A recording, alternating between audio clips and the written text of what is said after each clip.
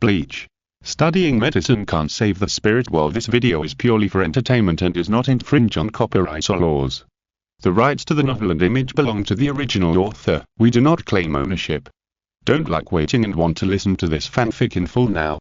Subscribe to our Patreon, where you'll find the best fanfics. Chapter 1. If you don't join and I'll kill you. Soul Society, Mao Academy of Spiritual Arts, large venue. At this moment, a large number of graduates are gathering here for the graduation ceremony, which is also a very important turning point in the lives of this group of prospective Shinigami, choosing a squad. Although for Shinigami, the squad they're in is not necessarily like love, but without sufficient reasons, the application of ordinary Shinigami to change squads will almost always be rejected. Even for some irritable squad leaders, there is only widowhood and no broken engagement. However, just as the old dean of Mao Academy of Spiritual Arts was still speaking eloquently, reminding the graduates standing solemnly below to carefully choose their squads, a burly man standing on the side, wearing a somewhat tattered adori, with a ferocious face and tufts of hair standing up like a hedgehog, who was obviously an extremely evil person, pushed the old dean who was speaking away, tilted his head, and said dissatisfiedly, "Stop talking nonsense. That's enough. My patience is almost exhausted."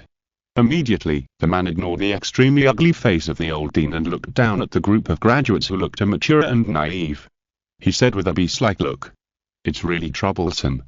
Anyway, the original captain of the 11th Division, Cheng-ge, has been hacked to death by me. I'm the new captain of the 11th Division, Cheng-ge." The scar on Cheng-ge's face trembled.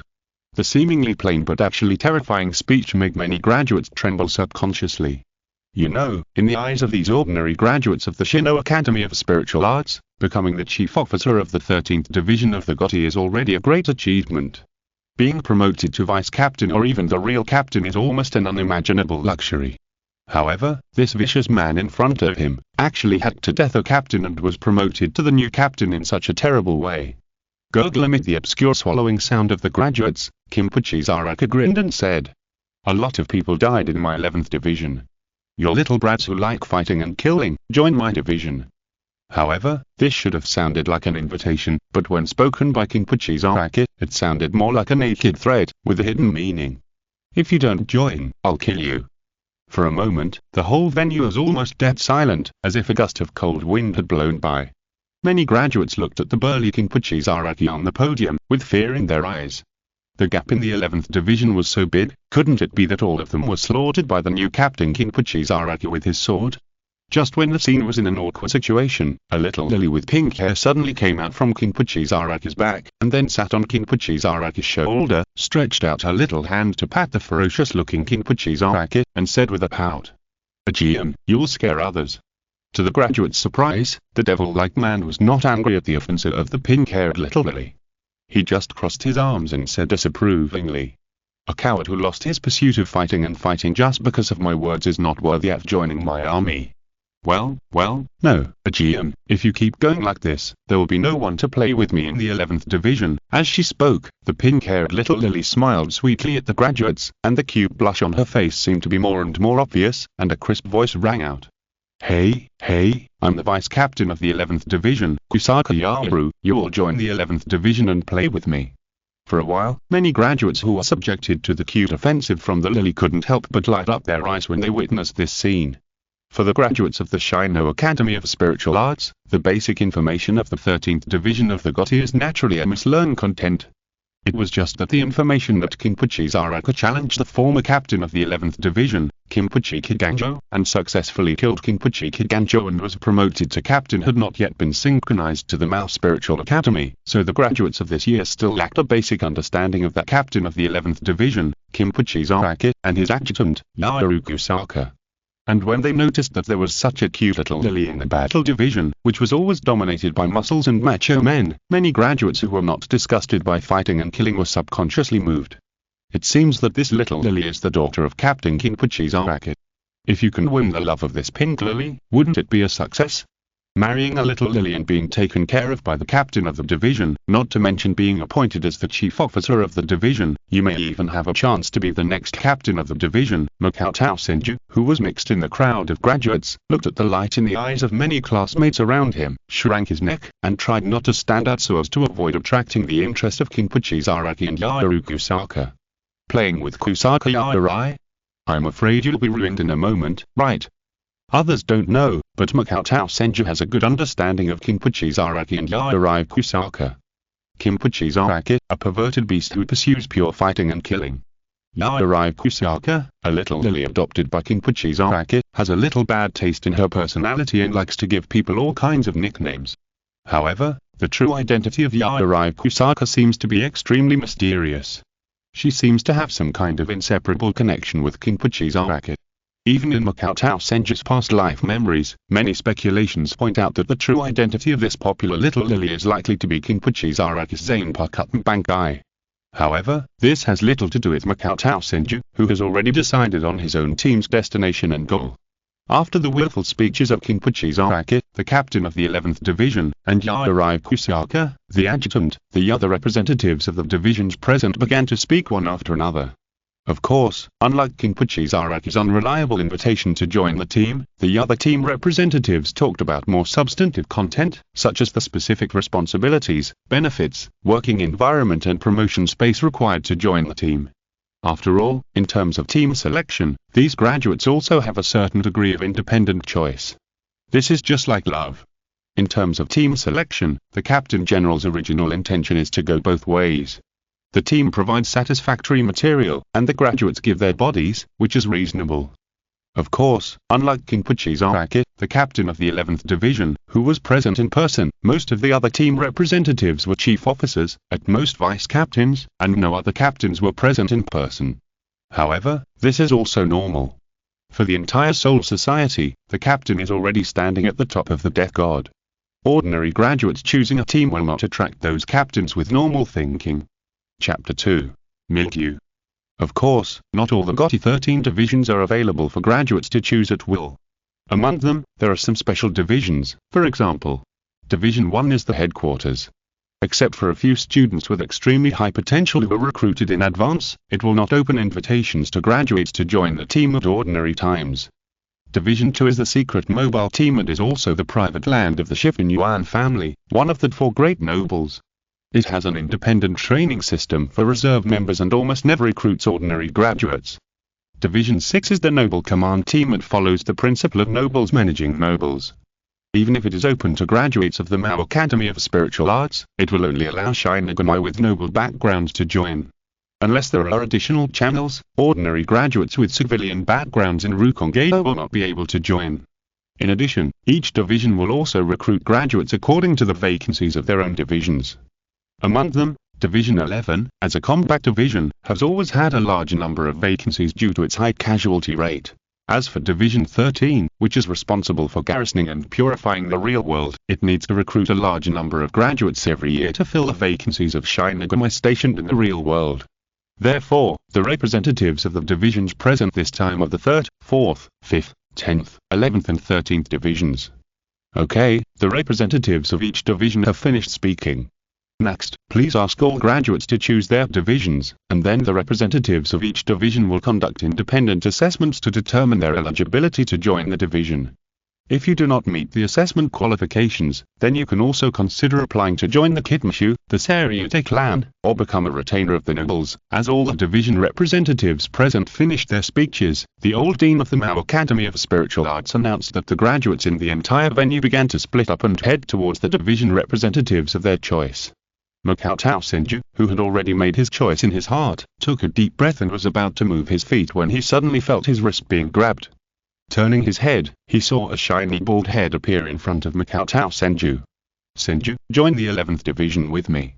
Ikaku Madarame, who was wearing the Mao Academy of Spiritual Arts uniform, said to Makoto Senju with enthusiasm, with an excited expression on his face.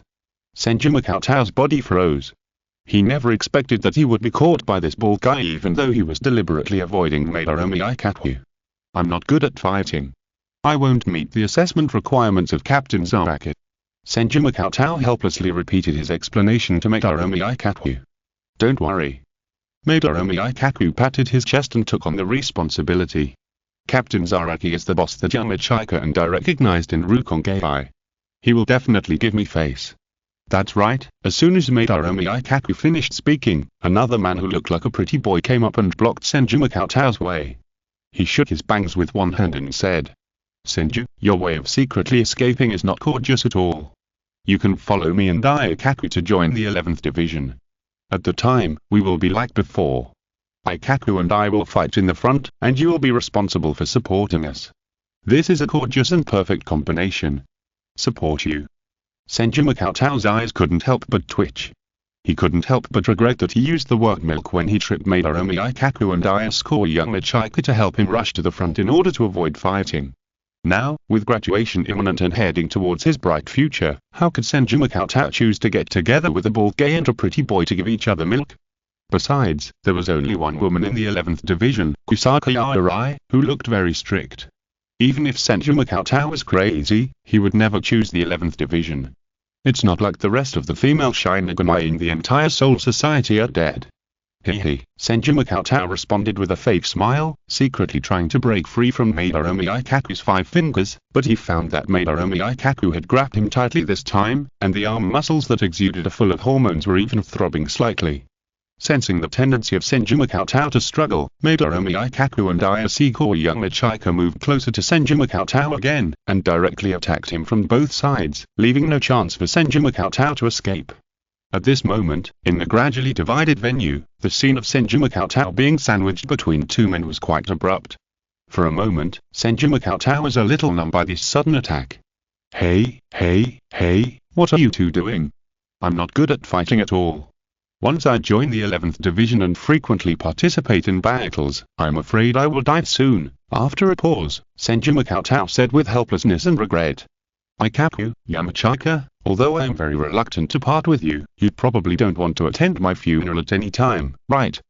Yamachika heard this, his eyes narrowed slightly, but his face showed an expression of non-committal. In the Mao Academy of Spiritual Arts, as the reserve members of the 13th Division of the Gotti, these students are not greenhouse flowers. The entire teaching process requires them to face hollows many times. And Senju Cheng's performance in combat can only be described as mediocre. Whether it is instant step, white fighting, kendo or ghost way, he is not outstanding. He is only quite proficient in healing Kido and medical skills. In addition, compared with ordinary graduates, the only bright spot of Senju Cheng is that he has mastered the Shikai of zanpakutō. However, Senju Cheng's zanpakutō Shikai ability seems to be a purely healing ability, so Senju Cheng, who seems not good at fighting, has basically teamed up with Yamachika and Madarome Ikaku in the past few years at the Mao Academy of Spiritual Arts.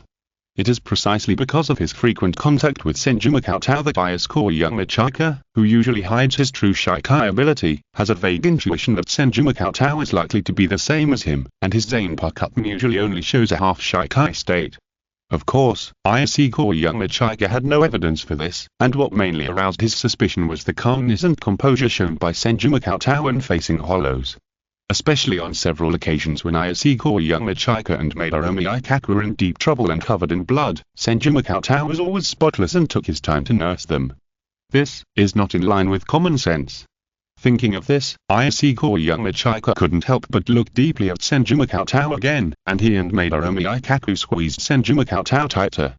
It's okay that there was no chance in the Mao Spiritual Academy before, but pulling Senju Cheng to the 11th Division will give him plenty of opportunities to conduct in-depth research on Senju Cheng. Chapter 3 What I'm looking forward to. As for Madarome Ikaku, he didn't think so much.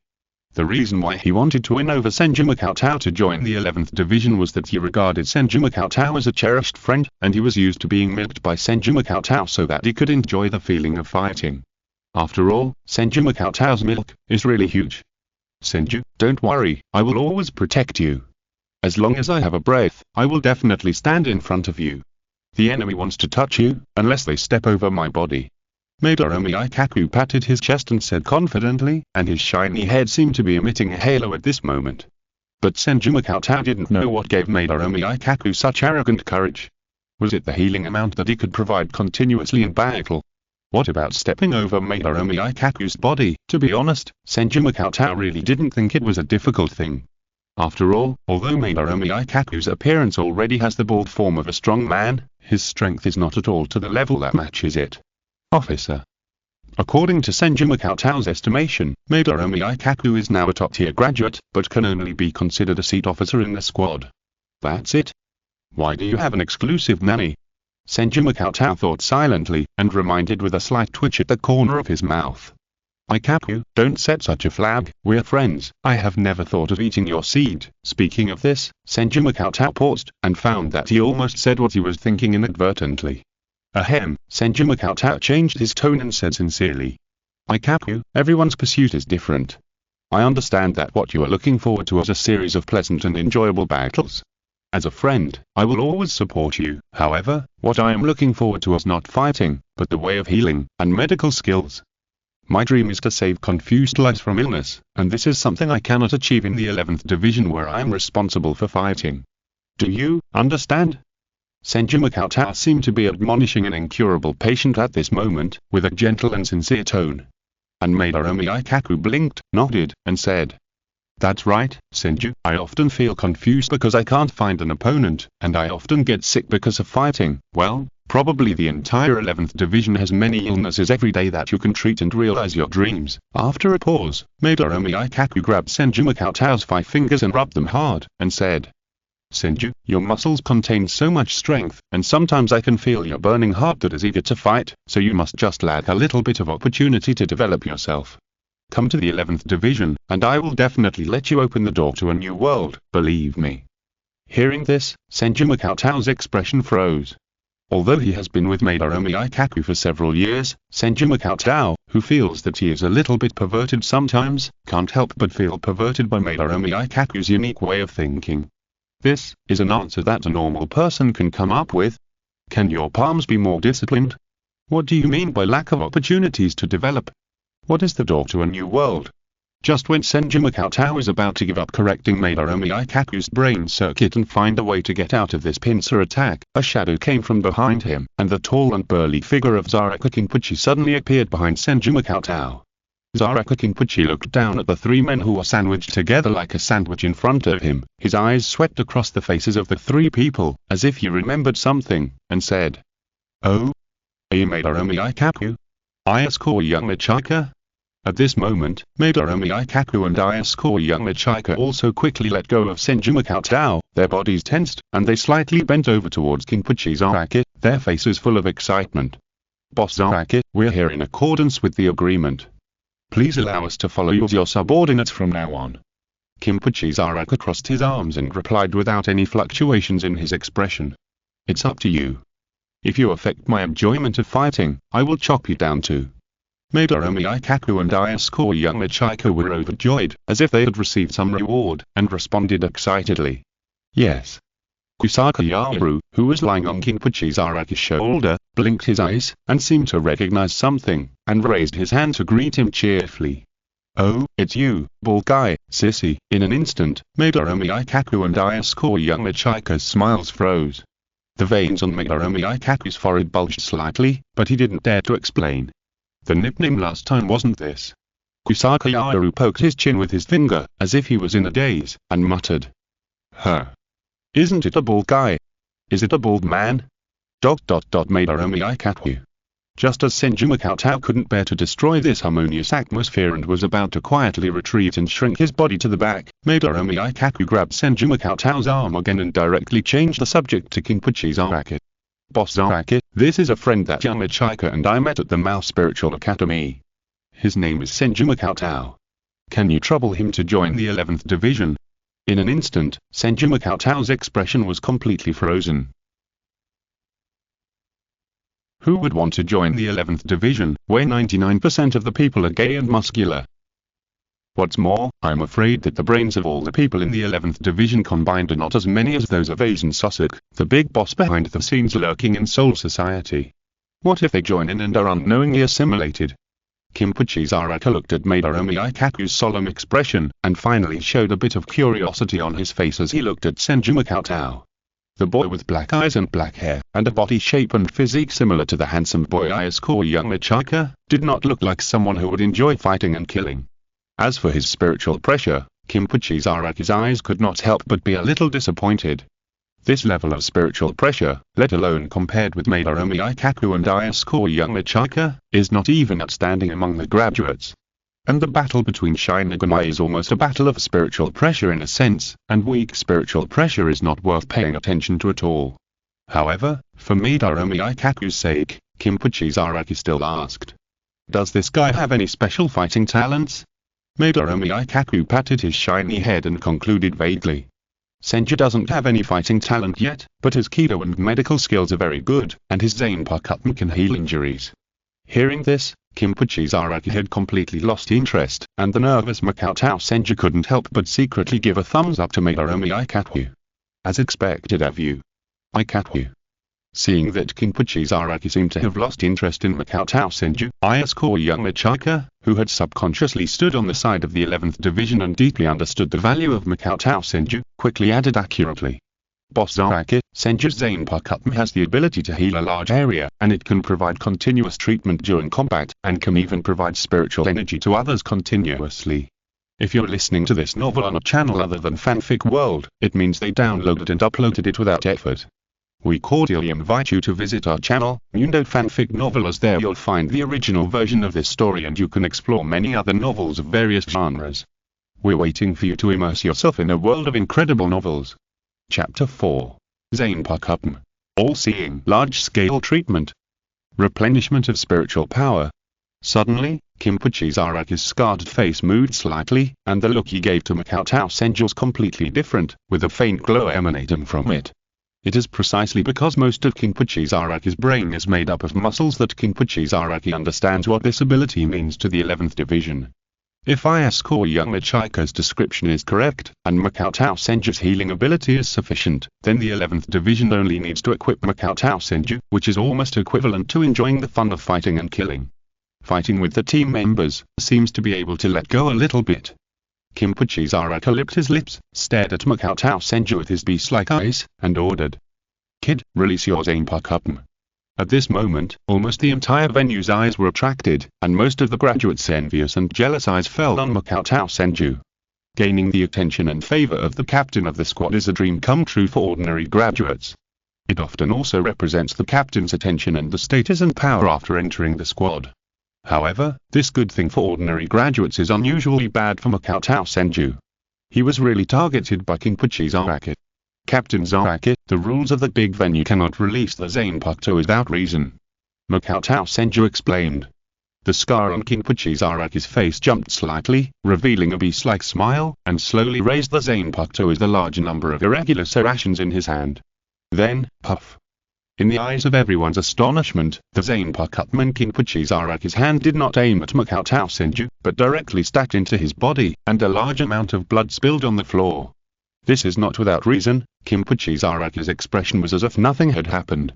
He pulled the zanpakutō out of his body, allowing a large amount of blood to be brought out, and his head tilted slightly, and ordered, "Draw your sword and treat me, or I will cut you into several pieces and let you treat yourself." For a moment, Senju Makoto's mouth twitched. This battle-crazed beast is really cruel. This situation does not leave Senju Makoto any room for refusal. Once he refuses, I'm afraid that the next moment Kinpachi Zaraki will swing his sword at Senju Makoto without hesitation. With this thought, Senju Makoto could not help but look at the vice-captain of the 4th Division, Yamada Seinazuak, who was standing in a corner of the venue. This is a male death god who looks extremely cold. At the same time, he is also the elder brother of Yamada Hanatame, a junior of Senju Makoto. Long before the graduation ceremony began, Senju Makoto had communicated with Yamada Seinazuak through Yamada Hanatame and expressed his willingness to join the 4th Division, and Yamada Seinazuak had also promised Senju Makoto's application to join the team. However, at this moment, Yamada Seinazuak seemed not to see Senju Makoto's eyes, and looked like an outsider, not caring at all that the scheduled team members were snatched by Kinpachi Zaraki. Is it worth it? It seems that my past performance has not shown enough value. So Yamada Seinazuak has no intention of showing up. Although my Kido performance at the Mao Academy is quite good, it is far from enough compared to offending the captain of the 11th Division. Senju Makoto's mind turned quickly, and he understood the current situation. He did not have enough status to refuse King Puchi's Araki by himself. Although the main theme of the squad selection emphasizes a two-way rush, it also depends on who the other party is. Facing King Puchi's Araki's coercion, Senju Makoto, a graduate of the Mao Academy, can only enjoy and obey. Any resistance will only appear ridiculous. The easiest way to get rid of King Puchi's Araki's attention at the moment seems to be to further attract the attention of the 4th Division and show the value of joining the 4th Division. As for pretending that the treatment effect is average, Ikaku and young Cheng-ge have experienced it countless times, and it will definitely be exposed in an instant. With this thought, Senju Makoto slowly drew out a zanpakutō at his waist and chanted the liberation words. Endless vitality, everything in the universe. Suddenly, the zanpakutō in Makoto Senju's hand changed slightly. In addition to the blade and handle becoming longer, which was more convenient for slashing, a bunch of emerald green saplings suddenly appeared on the floor with Makoto Senju as the center. Immediately, with Makoto Senju's mind moving, a sapling at his feet suddenly extended like a vine and approached the wound on King Puchi's abdomen. Endless vitality. The next moment, the sapling, which was as slender as a vine, had flowers blooming on it, absorbing the spirit particles in the air, and the top of the sapling that was in contact with King Puchi's abdominal wound was full of green. Then, King Puchi's Araki's eyes changed, and he felt a warm feeling in his abdomen. The wound was healing incredibly quickly, and even some of his weak spiritual power was replenished.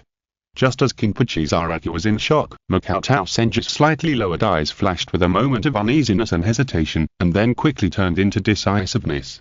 The next moment, at the top of the sapling that touched King Puchi's Araki's wound, a special spirit particle that was only slightly larger than an ordinary spirit particle was quietly sent into King Puchi's Araki's body, and as King Puchi's Araki's wound was repaired, the special spirit particle was completely integrated with King Puchi's Araki. No one noticed this scene, and even King Puchi's Araki himself did not feel the slightest abnormality. After all, a spirit particle is too small, much smaller than the cells that make up the artificial body. Without special instruments, it is impossible to visually see the changes of each spirit particle. As the wound was completely repaired, Makoto Senju couldn't help but smile. Success. Sure enough, even the captain-level god of death did not notice that the forest seed was planted. Originally, Makoto Senju's original plan was to slowly mix in the 4th Division for dozens or hundreds of years to slowly come into contact with captain-level Shinigami, and then find an opportunity to plant the forest seeds. Unexpectedly, King Puchi's Araki actually took the initiative to let himself heal his wounds in order to test his ability. Although Makoto Senju was more than 90% sure that he would not be discovered, the risk still existed. Once discovered by King Puchi's Araki, he might even be sentenced to a felony by the Seireitei. But this opportunity was too rare. Treating the injuries of captain-level Shinigami is not an opportunity that is always available. Especially in the case that there has been no large-scale war in the Soul Society for nearly hundreds of years, the injuries of captain-level Shinigami have become increasingly rare. Otherwise, relying solely on the forest seed spread across most of the students of the Mao Spiritual Academy has gradually failed to meet Makoto Senju's needs. Chapter 5. Forest Seeds. As the saying goes, a single tree cannot make a forest. The soul that Senju Makoto traveled through is not a top talent at all, and can even be called ordinary. He just barely passed the entrance exam to the Mao Spiritual Academy. If nothing unexpected happens, Senju Makoto will probably become the most ordinary member of the 13th Division of the Gotti with his mediocre ability, and then one day an accident will end his ordinary life as a god of death. After all, Senju Makoto knows very well that for a god of death, the ability of a zanpakutō may determine the lower limit of a god of death, but what really determines the upper limit of a god of death is the spiritual power and spiritual pressure in the body. Even if the zanpakutō awakened by Senju Makoto is quite peculiar, and has various abilities to manipulate the word system, in some form it is quite similar to the word release in Senju Makoto's memory of his previous life. However, the spiritual power talent of Senju Makoto's own soul is too low, and he does not have the height to grow to the captain-level god of death, and even cannot maintain the spiritual power to truly fully release the zanpakutō. Therefore, Makoto Senju developed the forest seed that can be fused with other souls through the awakened zanpakutō forest or things. In a sense, the forest seed is like a seed planted in the earth, which can slowly and obscurely absorb the spiritual power of the soul, and then use forest or things as a transit to transport it to Makoto Senju's soul.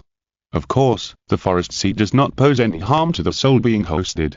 The forest seed that is only the size of a spirit particle cannot actively and forcibly plunder the spiritual power of the host soul. It is more about absorbing the spiritual power that is passively dissipated into the air by the host soul all the time. And because each soul has its own spiritual power, talent and strength, the benefits that can be obtained by the forest seed are also completely different. Just after the forest seed was completely integrated with Kinpuchi Zaraki's soul, Makoto Senju instantly felt the obvious difference. If the spiritual power that was drawn from the many students of the Shinigami Spiritual Academy before was likened to drops, then the spiritual power that was drawn now was almost like turning on a tap to a certain degree.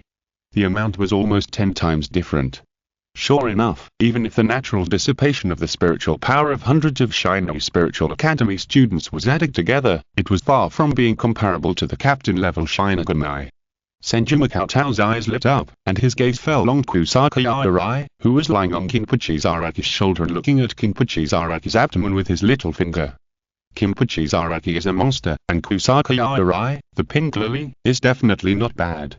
It seems that it is necessary to find a way to sow the seeds to Kusaka Yarai someday, Senju Makoto thought secretly. It's just a pity that the essence of the forest seed is a special spirit particle with too many restrictions. If you want to really let it merge with the soul body, you must plant it through the wound, otherwise it will be easily rejected by the soul body itself. In addition, the production of forest seed is also quite troublesome. Now Senju Makoto can only produce one forest seed a day at most.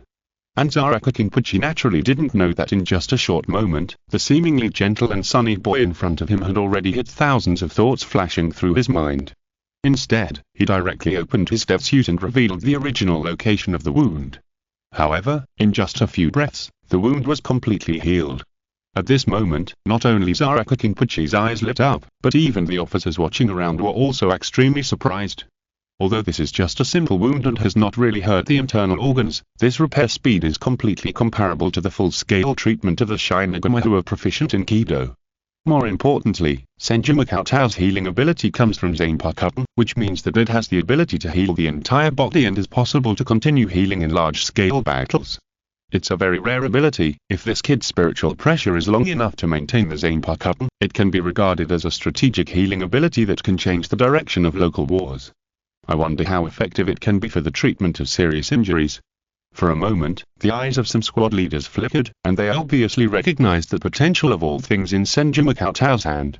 After Kinpuchi Zaraki slapped his healed abdomen vigorously, his face, which had originally looked violent and ferocious, gradually revealed a somewhat incongruous smile, and announced, "Very good, kid, I agree to your application to join the team."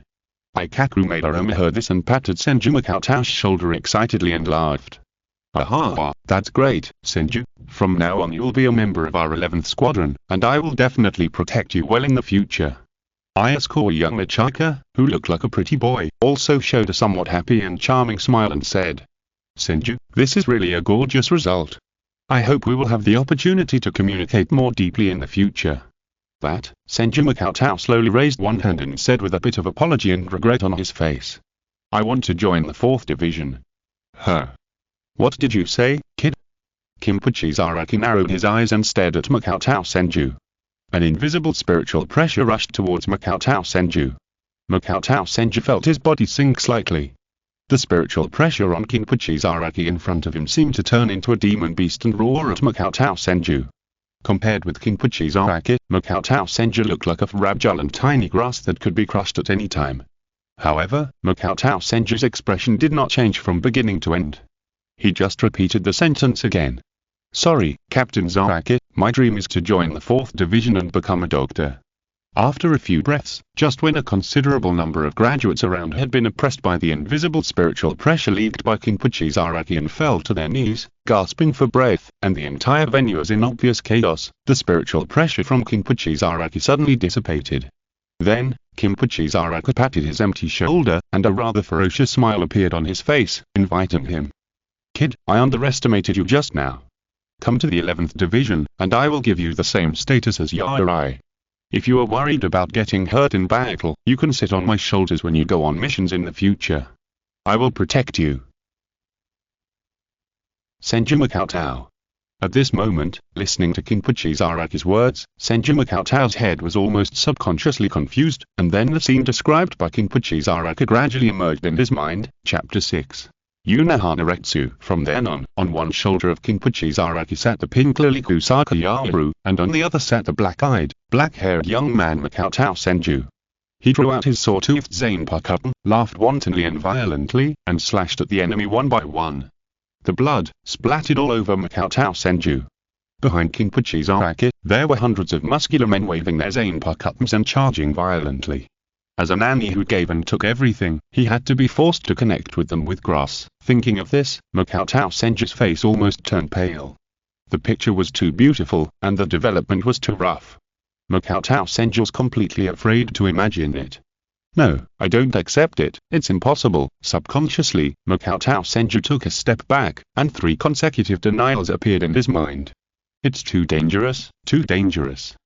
No matter from which angle you consider it, it's too dangerous to be in that environment.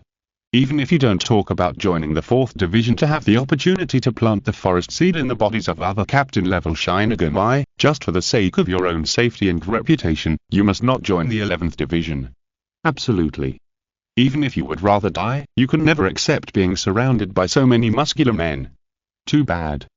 Senju Makoto felt the burning eyes of Kinpachi Zaraki, and his somewhat flustered brain was almost running fast, thinking about ways to get out. And Kinpachi Zaraki looked at Senju Makoto's smile, which became more and more brilliant and ferocious, and said, Senju Makoto. Right, you should follow me well in the future. What's good about the 4th Division? Follow me, I will take you to experience the fun of fighting and find that true instinct of life. As for Kusaka Yaoru, who was sitting on his shoulder, he didn't smile at all because his position was taken away. Instead, he started to give Senju Makoto a nickname happily, as if he had found a new playmate. That's right, Makoto-san, we will work hard together in the future. Please give me more advice, Makoto-san. As soon as this fatal flag name came out, Senju Makoto suddenly felt that he was not far from being killed. I won't be stacked to death by the muscular men of the 11th Division at such a young age.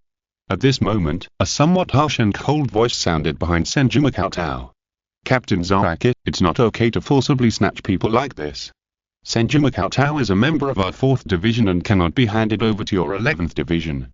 Zaraki Kinpachi turned his eyes and looked at the man wearing an ordinary death suit with the 4th Division team logo on his shoulder.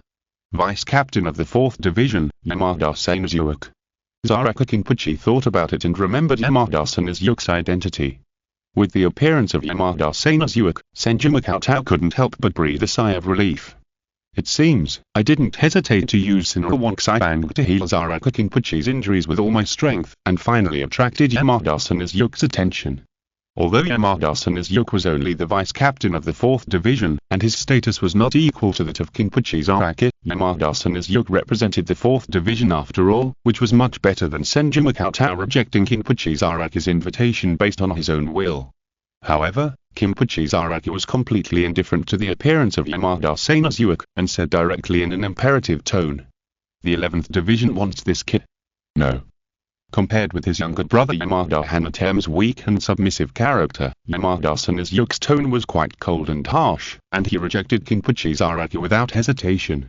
Kinpachi Zaraki's mouth slightly grinned, and an invisible terrifying aura began to spread around him, and he questioned in a tyrannical tone.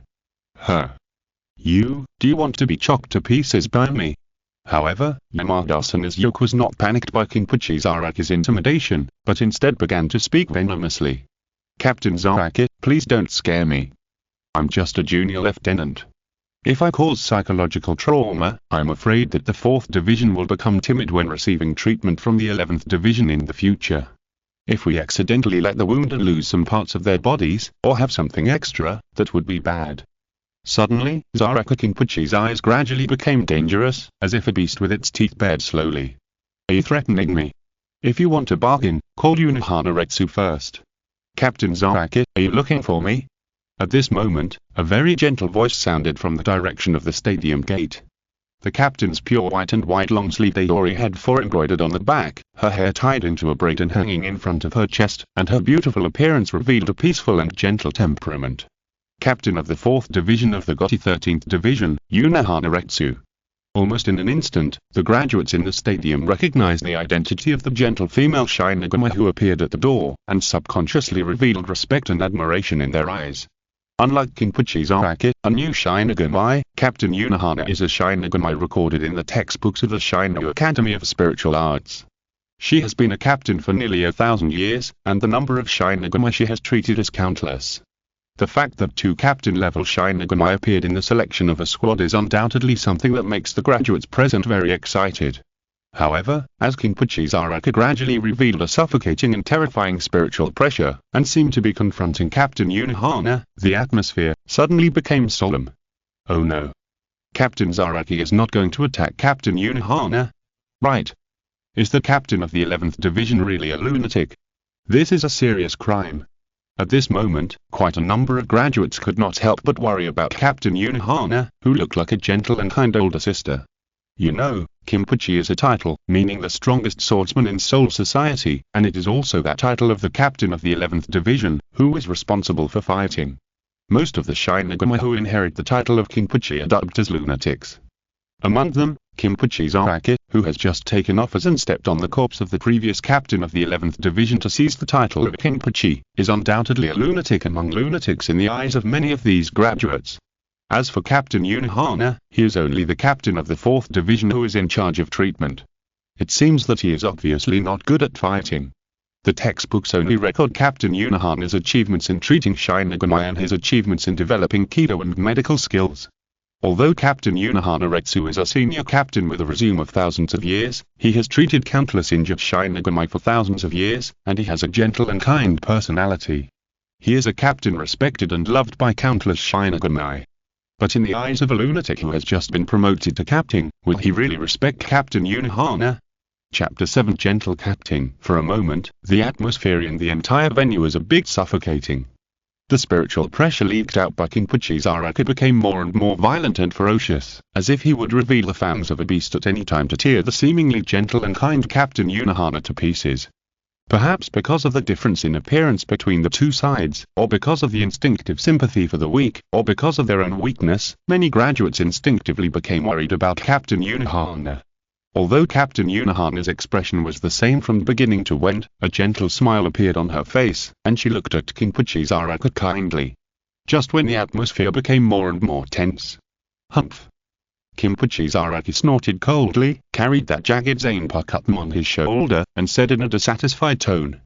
This kid will be handed over to your 4th Division for the time being.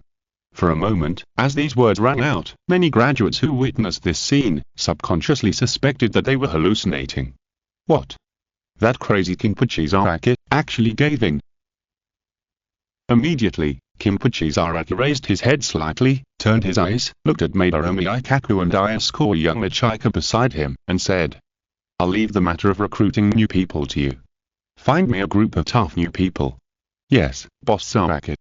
Madarumi Ikaku and Ayasuko young Michika, who had just come to their senses, responded quickly. After that, Kinpuchi's Araki walked out of the stadium gate with a tired look on his face, passed by Captain Unohana, and left the stadium without looking back. Captain Unohana's smile was still so gentle and kind, without any dissatisfaction or pride at all because of Kinpuchi's Araki's seemingly rude behavior. Everyone, just when many graduates were still a little stunned, Captain Unohana raised his palm and greeted many graduates, saying with a smile, If you're interested in Kido or medicine, the 4th Division will be very welcome. In an instant, in sharp contrast to Kinpuchi's Araki's violin performance, many graduates felt as if they were about to fall for Captain Unohana's gentle words. Captain Unohana didn't seem to have any intention of staying for long. After a gentle glance, she turned around and left the venue, as if she just happened to pass by. Captain Unohana is so gentle, as the captain, you actually value us so much. It seems that it would be a very happy thing to be Captain Unohana's subordinate. It's just that the 4th Division is responsible for treatment, which is a bit boring. The next moment, a series of discussions exploded in the venue. It must be said that Captain Unohana's beautiful and gentle image almost made her position in the hearts of these graduates rise rapidly, and many graduates also began to waver in their choice of division. However, the essence of human nature also includes instinctive pursuits such as fighting, killing, and excitement. After mastering extraordinary powers, there are very few Shinigami who are willing to use these powers only for treatment. The 4th Division is, after all, only a healing division. Although the 4th Division opens its doors to graduates of the Mao Academy of Spiritual Arts every year, there are still very few graduates willing to join the 4th Division. And there are also many graduates who are still a little frightened after the 2 captains left, constantly speculating on the reason why King Puchi's Araka gave in. Only Makotao Senju did not show any worried expression on his face from beginning to end. After all, he retained a considerable part of his past life memories and was quite aware of the horror and terror of Unohana Retsu. If you really treat this seemingly gentle and beautiful woman as a little white sheep that everyone can bully, you'll definitely die. Unohana Retsu, formerly known as Unohana Yarai, was once an unprecedented villain in the history of Soul Society. He mastered more than 8,000 sword styles and later joined the Gotti 13th Division to become the first-generation King Puchi. Senju Makotao licked his lips as the information about Unohana Retsu flashed through his mind. No, it's too dangerous. Senju Makotao's eyes quickly turned clear. For now, this idea was too dangerous and uncertain. Unlike the muscle beast that is King Puchi's Araki, after Unohana Retsu cultivated her character and became the captain of the 4th Division in charge of treatment, her understanding of spirits is now among the best in the entire Soul Society. Moreover, the terrifying thing about this woman is that she can even detect the flaws of Asian Sussex Mirror Flower and Water Moon with only knowledge, experience and intuition. It's too difficult. No matter how you think about it, it's impossible. If you can do this, in the entire Soul Society, not to mention walking sideways, at least no one will dare to say a word to you. Given the dangerousness of that terrifying woman, if you show hostility to her and get noticed, you will be in real danger of losing your life. Perhaps, the monsters and dangers hidden in the entire Soul Society are really more terrifying than each other, and it is said that after the rebellion of Asian Sussex, there will be an omniscient and omnipotent King of Quincy.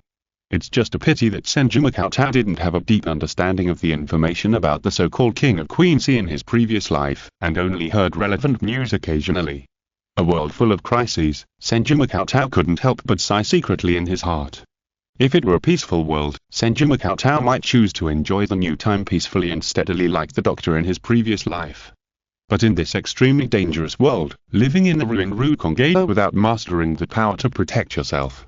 Even if you ignore the harsh environment and poor supplies, whether it is the occasional attacks of the Hollows, or the aftermath of the unintentional leakage of the strong in the battle, or even the Manis and Sussex, who might start to secretly kill and collect souls in large numbers in Rukongeda at some point. Therefore, Senju Makotao knew that if he wanted to survive in Soul Society, he might as well join the Gotti 13th Division and become a god of death instead of living in uncertainty about when he would die. However, it was still early, at least it was still a long time before the real protagonist, Ichigo, was born. At the time when King Puchi's Araki just became the captain of the 11th Division, Ichigo's great-grandmother might not have been born yet. At least, Senju Makotao still had 100 years to go. Chapter 8 Indiscriminate Venomous Attacks 365 days a year, 5 days on, 2 days off, more than 100 years, rounded off, that's almost 30,000 seeds. Although each seed only absorbs the spiritual power that the soul unconsciously dissipates, but when a little accumulates into a lot, it is also a terrifying speed of spiritual power accumulation. By then, I will not be practicing alone, but the entire Gotti 13 will help me practice. Thinking of this, Senju Makotao's mouth curved, and he couldn't help but reveal a little smile. Yamada Sanazuak, who was standing by, saw this, felt Senju Makotao's happy and relaxed expression, raised his eyebrows, and asked, "Senju, are you so happy to join the 4th Division?" Senju Makotao was slightly startled, and then quickly answered with a firm look. "Of course, saving the dying and the wounded is my dream, so since the day I entered the Mao Spiritual Academy, I have been looking forward to joining the 4th Division and becoming a glorious and great god of death." After a pause, Senju Makotao looked at Yamada Sanazuak's slightly cold and harsh face and said, "At this moment, I feel that I am so close to my dream, how can I not be happy?" Yamada Sanazuak nodded, and then said venomously, "Then you were too happy a little too early." Senju Makotao. Looking at Senju Makotao's dazed expression, Yamada Sanazuak smiled, but said to himself, "Senju Makotao, are you sure you want to apply to join the 4th Division, right?" "Yes." "Okay, then you wait a moment, and we will talk in detail after recruiting the rest of the graduates." Then, Yamada Sanazuak went directly to recruit other graduates. Seeing this, Senju Cheng also took the time to say goodbye to Madarome Ikaku and Isuko Yamachica, and by the way, severely criticized their presumptuous behavior. Although, it was precisely because of Madarome Ikaku and Isuko Yamachica's plan to lure Senju Cheng to the 11th Division that Senju Cheng had the opportunity to plant the forest seed in Kinpachi Seireitei's body. However, Senju Cheng still condemned this behavior in harsh words, indicating that if there are similar actions again, countermeasures will be taken, and no one should say that I didn't warn you. Madarome Ikaku seemed quite reluctant to part with Senju Cheng, claiming that if he had time, he would definitely visit Senju Cheng in the 4th Division more often. Senju Cheng, who knew Madarome Ikaku's character very well, had no doubt about this. With Madarome Ikaku's character that was both naive and loved fighting, after officially joining the 11th Division, which was full of fighting maniacs, it would probably not take long for him to be lying in the ward of the 4th Division. As for Isuko Yamachica, he didn't say anything, but just expressed some regret. It was Isuko Yamachica's eyes with some ambiguous meanings that made Senju Cheng subconsciously tense his body. However, Madarome Ikaku and Isuko Yamachica had to recruit a group of graduates on behalf of Kinpachi Seireitei, so soon Madarome Ikaku and Isuko Yamachica also began to get busy. As the graduates in the entire venue were hesitating and struggling, the initial squad selection took more than an hour to complete. Then, the representatives of each squad led the graduates out of the venue and began the internal assessment of the squad directly inside the Mao Academy of Spiritual Arts. However, Yamada-san Izuki did not seem to intend to stay at Mao Academy of Spiritual Arts. He directly led 18 graduates including Senju Cheng out of Mao Academy of Spiritual Arts and entered the Seireitei Garden. Seireitei Garden. The ruling and military center of the entire Soul Society, separated by a circle of towering pure white walls. The outer periphery is the messy and poor Cheng-ge, and the inner part is the magnificent Seireitei Garden, which is also the place that the Shinigami of the Gotti 13 need to protect. After Yamada-san Izuki led many graduates into the Seireitei Garden, he kept introducing the internal area division of the Seireitei Garden, the division of the squad's dormitories, the location of special areas, various taboos, etc. to the graduates along the way. Senior Yamada, Watson as Yamada was talking, a somewhat unconfident voice sounded from the graduate team. Is it really okay to introduce these to us in advance? Have we passed the assessment of the 4th Division? Of course. Sane as Yamada turned his head to look at the tall graduate with a conspicuous silver-gray short hair, looked down at the roster in his hand, and then said, Kotetsuyan, right? Yes, Senior Yamada. Kotetsuyan responded quickly. Well, that's right, you're already members of the 4th Division from today. Sane as Yamada said. But haven't we taken the division assessment yet? Kotetsuyan asked a little awkwardly. If our Kido and medical skills are not up to standard, it will definitely affect the injured, right? That kind of thing is not important at all, Sane as Yamada shook his head and said with a smile. It doesn't matter if you don't know anything about Kido. The 4th Division is short of people to carry corpses. Instantly, Kotetsuyan's face turned pale, and the faces of the other graduates also looked a little ugly. After all, this time, there were 18 graduates who applied to join the 4th Division, most of whom were captured by Captain Unohana's gentle temperament and planned to become Captain Unohana's subordinates. But, carrying corpses. Practicing Zanpakuto diligently every day is not to fight for carrying corpses. Damn it. For a while, almost most of the graduates' faces became a little gloomy, and their eyes looking at Yamada-san Izuki were full of resentment. After all, except for the eccentric like Senju Cheng who is truly in love with Kido and medical skills, most of the students of the Mao Spiritual Academy will focus their main energy on Zanpakuto, that is, the 4 basic fighting techniques of the Shinigami: Kendo, Heikatachi, Shunpo, and Kido. As for Kido, it is only a special branch of Kido, but it is not the main assessment item of the Mao Academy of Spiritual Arts, and the proportion of the score is quite small. This has led to a considerable number of students who have only mastered the most basic Kido, which is probably just to stop bleeding in an emergency. Even those graduates who applied to join the 4th Division are quite unconfident about their Kido level. At present, after being hit by Yamada-san Izuki, some graduates gradually seem to be a little autistic. It must be said that even Senju Cheng has to admit that Yamada-san Izuki's poisonous tongue can't be concealed at all, and he is almost always carrying out indiscriminate attacks. Perhaps, the 4th Division is short of people every year, and it has a lot to do with such a poisonous vice-captain. Senju Cheng also couldn't help but complain about Yamada-sana's yuck in his heart. If Aizen Sosok was the vice-captain, with his seemingly impeccable gentleness and affinity, I'm afraid the 4th Division would never be short of people. Chapter 9 Genshin. However, Yamada-sana's yuck did not have the intention to appease the graduates' resentment, but instead showed a bit of joy. He just continued to explain the regional division and taboo rules inside the Seireitei to the graduates. After spending more than half a day, it was almost dusk when Yamada-sana's yuck brought the graduates to the gate of the 4th Division's barracks.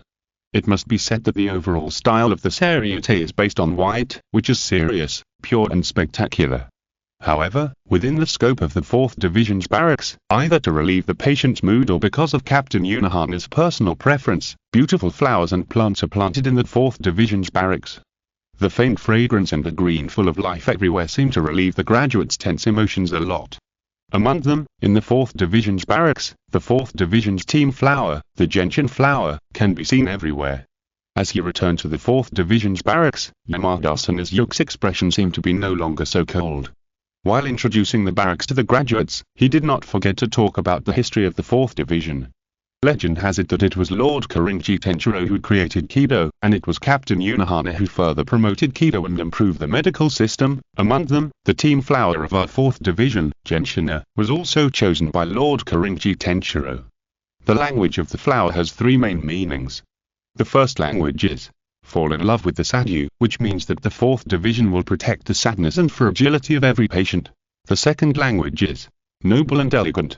It means that we hope that the members of the 4th Division will always maintain a noble and elegant posture. The third language is strong and long-lasting. Its meaning is to remind the 4th Division not to give up no matter how difficult the situation is, and to stick to the chosen path for a long time. In Yamada-sana's yuck's words that seemed to contain some kind of emotion, many graduates seemed to be touched, and felt the cultural heritage and path persistence that belonged to the 4th Division, and vaguely hit some changes in Yamada-sana's yuck's image of a poisonous tongue and bad taste.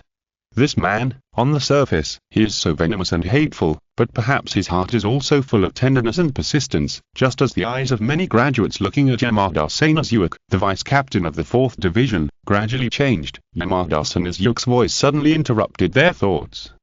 We're here. In front is the funeral home under the jurisdiction of the 4th Division. It is also the place where the entire Seireitei keeps corpses.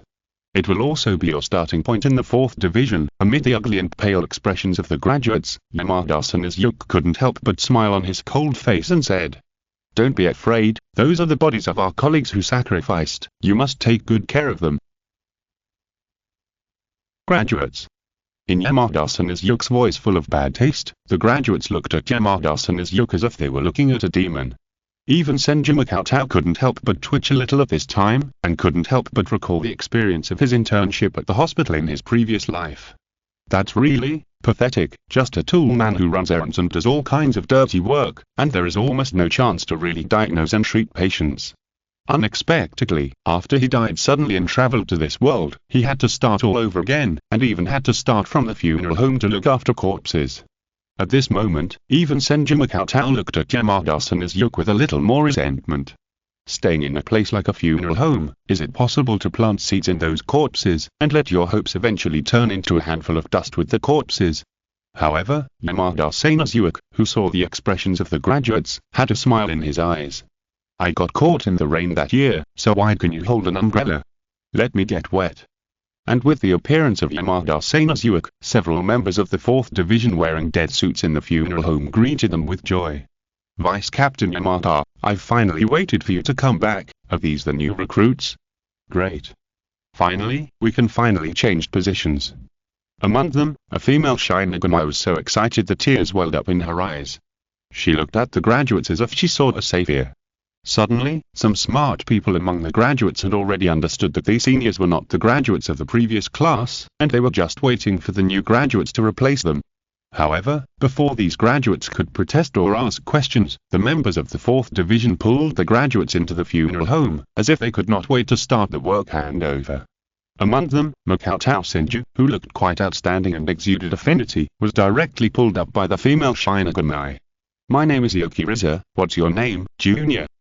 Don't worry, the work at the funeral parlor is very leisurely, and it can provide newcomers with opportunities to further learn and become familiar with the way of Kido, medical skills, and the structure of the spirit body. Seeing that the slender and petite girl next door Yokiriza had already started to talk, Senju Makotao couldn't help but sweat on his forehead. Funeral parlor, isn't this thing probably the morgue of the hospital? It must be relatively idle, after all. Those colleagues who have all laid down are unlikely to sit up and make a fuss. If the funeral parlor is too busy, then there is really a big problem. However, Senju Makotao joined the fourth team not to discuss the principles of life with a few cadaver teachers. In addition to hoping to continue the path of a doctor who had just started in his previous life, he also wanted to take the opportunity to get more opportunities to sow seeds to the death gods of the Seireitei. If this is really the case, it is really better to join the 11th team first and fill the entire 11th team with seeds first. At this moment, Senju Makotao couldn't help but recall the hateful smile of Yamada-sana's Yuke not long ago. Sure enough, it's too early to be happy. Even just now, the bastard Yamada-sana's Yuke deliberately righteously talked about the flower language of the 4th Division's team flower genshin, which seemed to be nonsense and deception. What about falling in love with the Sadhu, noble and elegant, strong and long-lasting? The colleague lying down is indeed very sad, but Senju Makotao's love has not overflowed to this extent. And they are all staying in the funeral home. What's the point of talking about nobility and elegance? On the contrary, the words strong and long-lasting are the encouragement of Yamada-sana's Yuke to prevent these graduates from giving up their responsibilities, right? Yamada-sana's Yuke, this bastard, is really poisonous, evil, and black-bellied. Seeing that he was about to be pulled into the door of the funeral home by Yokiriza, Yamada-sana's Yuke, who had been watching the show for a while, suddenly spoke. Riza, I have something to do at Senju Makotao. Chapter 10. You were happy too early. How on the way out of the funeral home, Senju Makotao couldn't help but breathe a sigh of relief, and could even vaguely feel the regretful look of Yokiriza behind him. Don't stare at me. If you want someone else to get wet in the rain for you, aren't there plenty of other graduates? Senju Makotao was complaining in his heart, but his steps unconsciously quickened to catch up with Yamada-sana's Yuke. Yamada-sana's Yuke, who was watching Senju Makotao at the corner of his eye, spoke. In fact, this is also a place that the new members of the 4th Division most experience first. Unlike the missions of other divisions, which will more or less experience fighting and death, the 4th Division is a medical division. In order to avoid the team members going to the battlefield for medical assistance, they can only use this method to let the team members gradually get used to death and understand the preciousness of life. Although we are the gods of death, once we die, we can only lie in the funeral home. Everything we cherish, everything we expect, and everything we desire will no longer exist. As if he thought of something, Yamada-sana's Yuke said with a sigh, and there was a trace of sadness on his cold face. However, Makotao Senju, who had already had a preliminary understanding of Yamada-sana's Yuke's character, only believed some punctuation marks in Yamada-sana's Yuke's sigh. What's more, Makotao Senju's not really a rookie, and Yamada-sana's Yuke's explanation could not cover up his dark and evil nature. Otherwise, even if he intended to cultivate the mentality of the new team members to face death, he could have arranged the new team members in a more gentle way in the funeral home instead of making such a surprise attack. This guy is definitely to satisfy his own evil taste. However, Makotao Senju had an expression of sudden enlightenment on the surface, as if he quite recognized Yamada-sana's Yuke's explanation, and even took the initiative to add. Vice Captain Yamada is right. Only those who understand the preciousness of life will understand the true meaning of Kido and medical skills, so that they can truly devote their energy to the study of Kido and medical skills. Listening to Makotao Senju's words, Yamada-sana's Yuke's eyes flashed with a hint of surprise, and then he subconsciously touched his chin and thought secretly. This sounds like it has a much deeper meaning than what I just said. Very good, I copied it. The next time a new member joins the 4th Division, I will use this to explain it. While Yamada-sana's Yuke was thinking, he took Senju Makotao all the way to the center of the 4th Division's barracks and stopped at a place similar to a courtyard full of wabi-sabi tranquility. When he got here, Yamada-sana's Yuke's cold expression slightly subsided, and he knocked on the wooden sliding door with a little more respect and caution, and said, Yunahana-sama, Senju Makotao is here. Then, a gentle voice came from it. Well, let him in. Yes. Yamada-sana's Yuke responded, then opened the sliding door and motioned Senju Makotao to go in. It was not until then that Senju Makotao knew that Yamada-sana's Yuke had brought him to see the captain of the 4th Division, Yunahana Retsu. Senju Cheng took a deep breath, several guesses and ideas flashed through his mind, and then he walked into the house. Soon, Yuna Hanaretsu appeared in front of him. But at this moment, Yuna Hanaretsu was kneeling on the tatami, with an elegant and noble posture. The face facing Makoto Senju was gentle, intellectual and focused, and her slender fingers were twisting the branches to arrange the flowers. Outside the house was a cherry tree that was in full bloom. It was a picturesque scene with beautiful flowers and elegant scenery. Yuna Hanaretsu was the most classic and quiet center of the painting. At this moment, even Makoto Senju was a little stunned.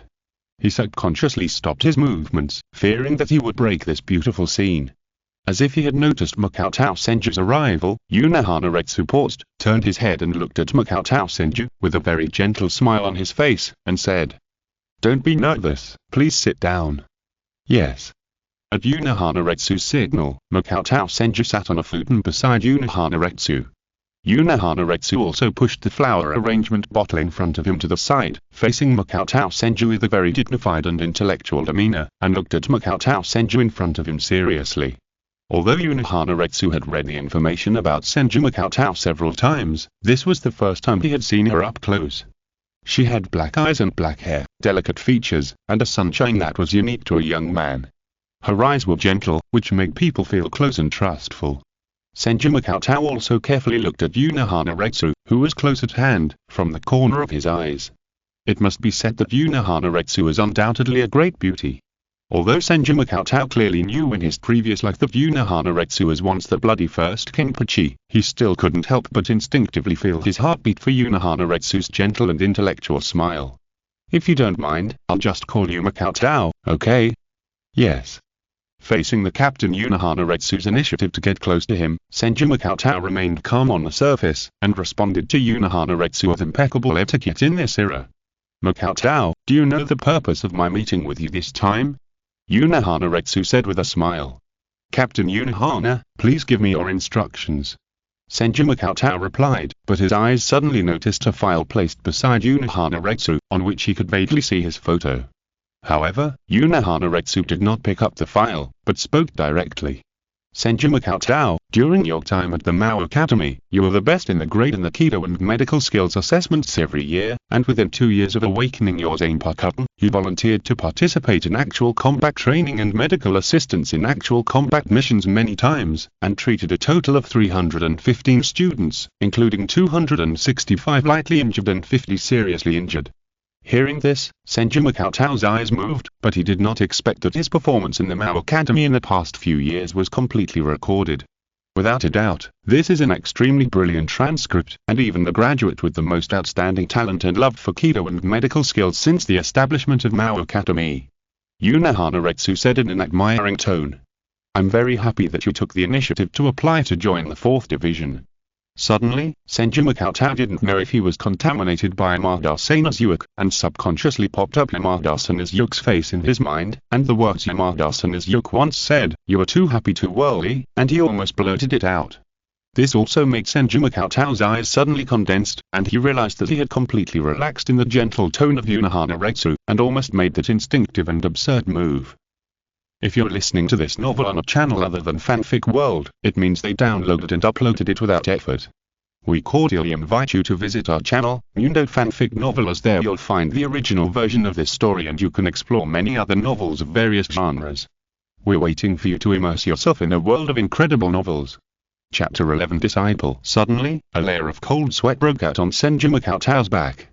If he really said that to Captain Yuna Hana, I'm afraid his fate would definitely not be too good, right? Captain Yuna Hana may look like a gentle and intellectual queen, but she is also famous for being black-bellied, not to mention that Captain Yuna Hana is now Senju Makoto's boss. As a man who has been educated in his previous life that power cannot bend, wealth cannot be corrupted, poverty cannot be moved, Senju Makoto said with a proper shyness and seemingly unconcealed pride on his face. Captain Yuna Hana is too kind. Compared with other students, I just happen to have a little more interest in Udayu and medical skills. Interested? Yuna Hanaretsu seemed to ponder this answer, and then said with a smile. What an unexpected answer, Makoto, maybe I will really achieve something in Udayu and medical skills. Yes. Senju Makoto seemed to be greatly encouraged, his eyes faintly shining, and said in a firm tone. I will definitely work hard and will never disappoint Captain Unohana's expectations. Of course, in fact, Senju Makoto's heart was not disturbed at all, and he even breathed a sigh of relief. It seems that Captain Unohana specially met with him purely because of his relatively excellent performance in Kido and medical skills in the Mao Spiritual Academy, and not because he had any doubts. After being flattered by Senju Makoto in an obscure way, Unohana Retsu's eyes curved like crescents, and he seemed to be pleased by Senju Makoto's reaction. However, just when Senju Makoto subconsciously relaxed a little, Unohana Retsu's voice changed, and his crescent-like eyes revealed a little more slits, and asked, "Then Makoto, why do you hide your spiritual pressure? Your real spiritual pressure is far more than the surface level, right?" In an instant, the atmosphere in the courtyard stagnated, and Senju Makoto's slightly immature smile also froze a little. Unohana Retsu seemed to be unaware of Senju Makoto's reaction and continued to speak. "Makoto, your spiritual pressure should be the strongest among this year's graduates, right? Even Madarome Ikaku, who just joined the 11th Division, is not as good as you. Why do you deliberately hide your excellence?" Unohana Retsu's tone was still so gentle, but it made Senju Makoto's body subconsciously tense up. The gaze from those crescent-like eyes seemed to see through Senju Makoto. But the next moment, Senju Makoto's body completely relaxed, scratched his head with the youthful immaturity, and said embarrassedly, "Sure enough, you are worthy at being the captain of Unohana that I admire, and you have been completely seen through in an instant." Unohana Retsu heard this, smiled gently with his mouth covered, and said, "Makoto, even if you praise me like this, I will dig deep. After all, it is also the responsibility of the captain to understand the thoughts of each subordinate." Senju Makoto nodded, and said with almost no pause, "Because I really don't like fighting. Fighting will only lead to the disappearance of life." After a pause, Senju Makoto said with a little more emotion and melancholy, "Even though I am a god of death, once I die, everything I cherish, expect, and desire will no longer exist." Unohana Retsu nodded in agreement and said, "Makoto, did you hear the last sentence from Seireitei?" Senju Makoto, who had temporarily borrowed it, couldn't help but stiffen his face and asked, "Huh? How did Captain Unohana know?" "Because, Seireitei learned this sentence from me," Unohana Retsu said with a smile. I have to say that at this moment, even with Senju Makoto's face, his cheeks couldn't help but feel a little hot. I didn't expect that the words that the vice captain of the 4th squad kept on his lips to fool the new members were actually stitched from others. Is there any integrity and reserve left? Where is your dignity and arrogance as a vice captain? Huh. However, while Senju Makoto was secretly complaining, he showed a look of sudden enlightenment on the surface and said, "I see, that's why Vice Captain Yamada's words resonated with me so deeply. It turned out that it came from Captain Unohana.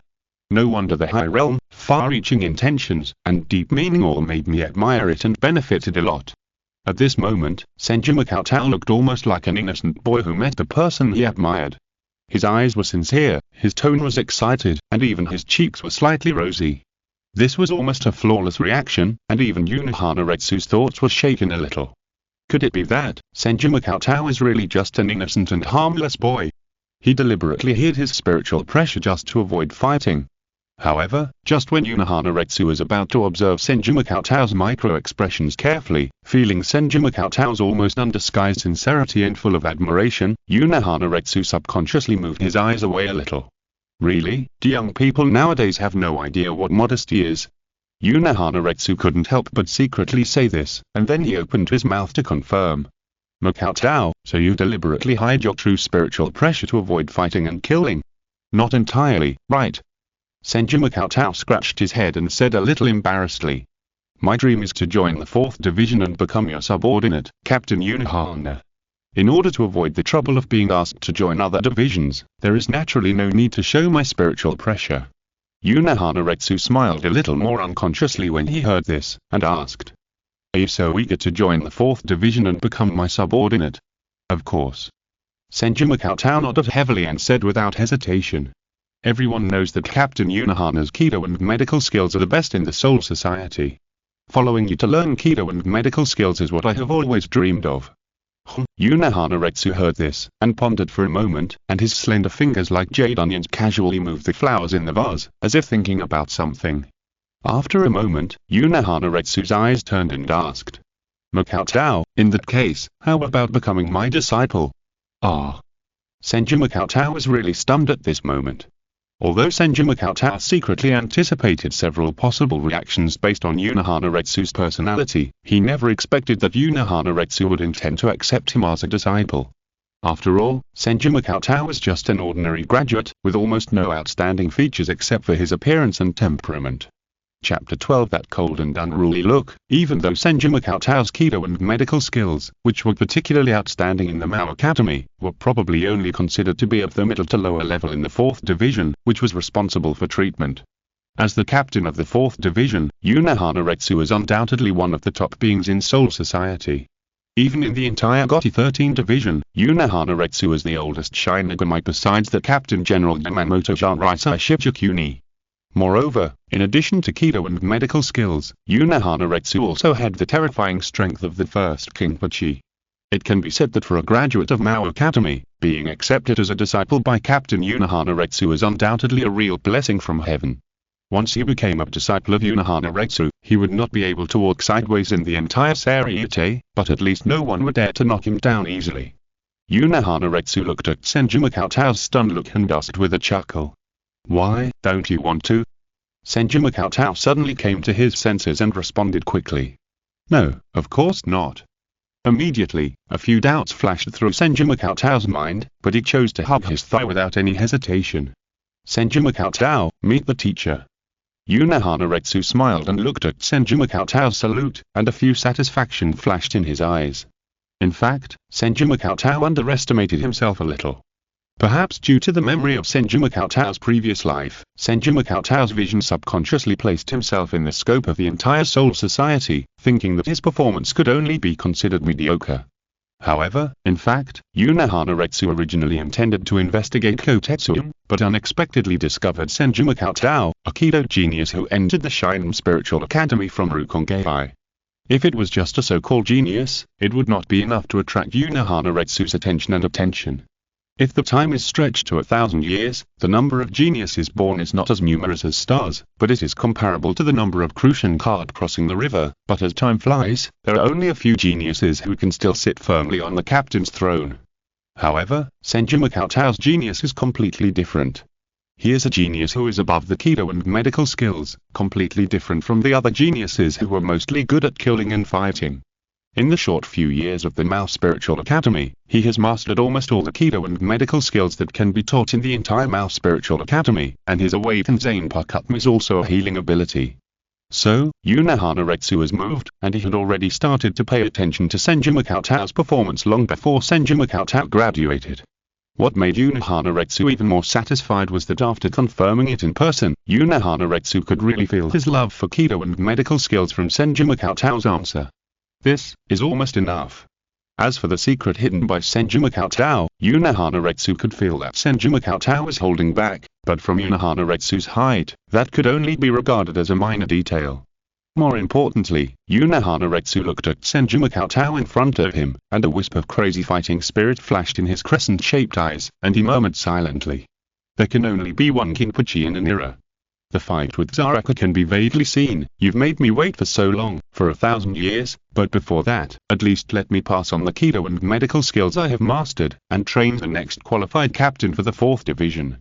The disappearance of life is inevitable, but at least someone has to try to retain it. Thinking of the last moment, Unohana-Retsu closed his eyes slightly, and that gentle smile had become a little more twisted and crazy, which made Senju Cheng feel a chill inexplicably.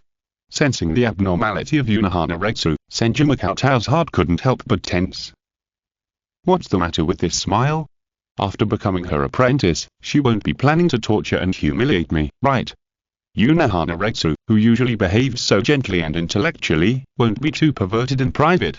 Although Unohana-Retsu was undoubtedly a great beauty, should I resist at the time? Or should I pretend to resist? Senju Cheng hesitated for a moment and tried to shout in a low voice. Teacher Unohana.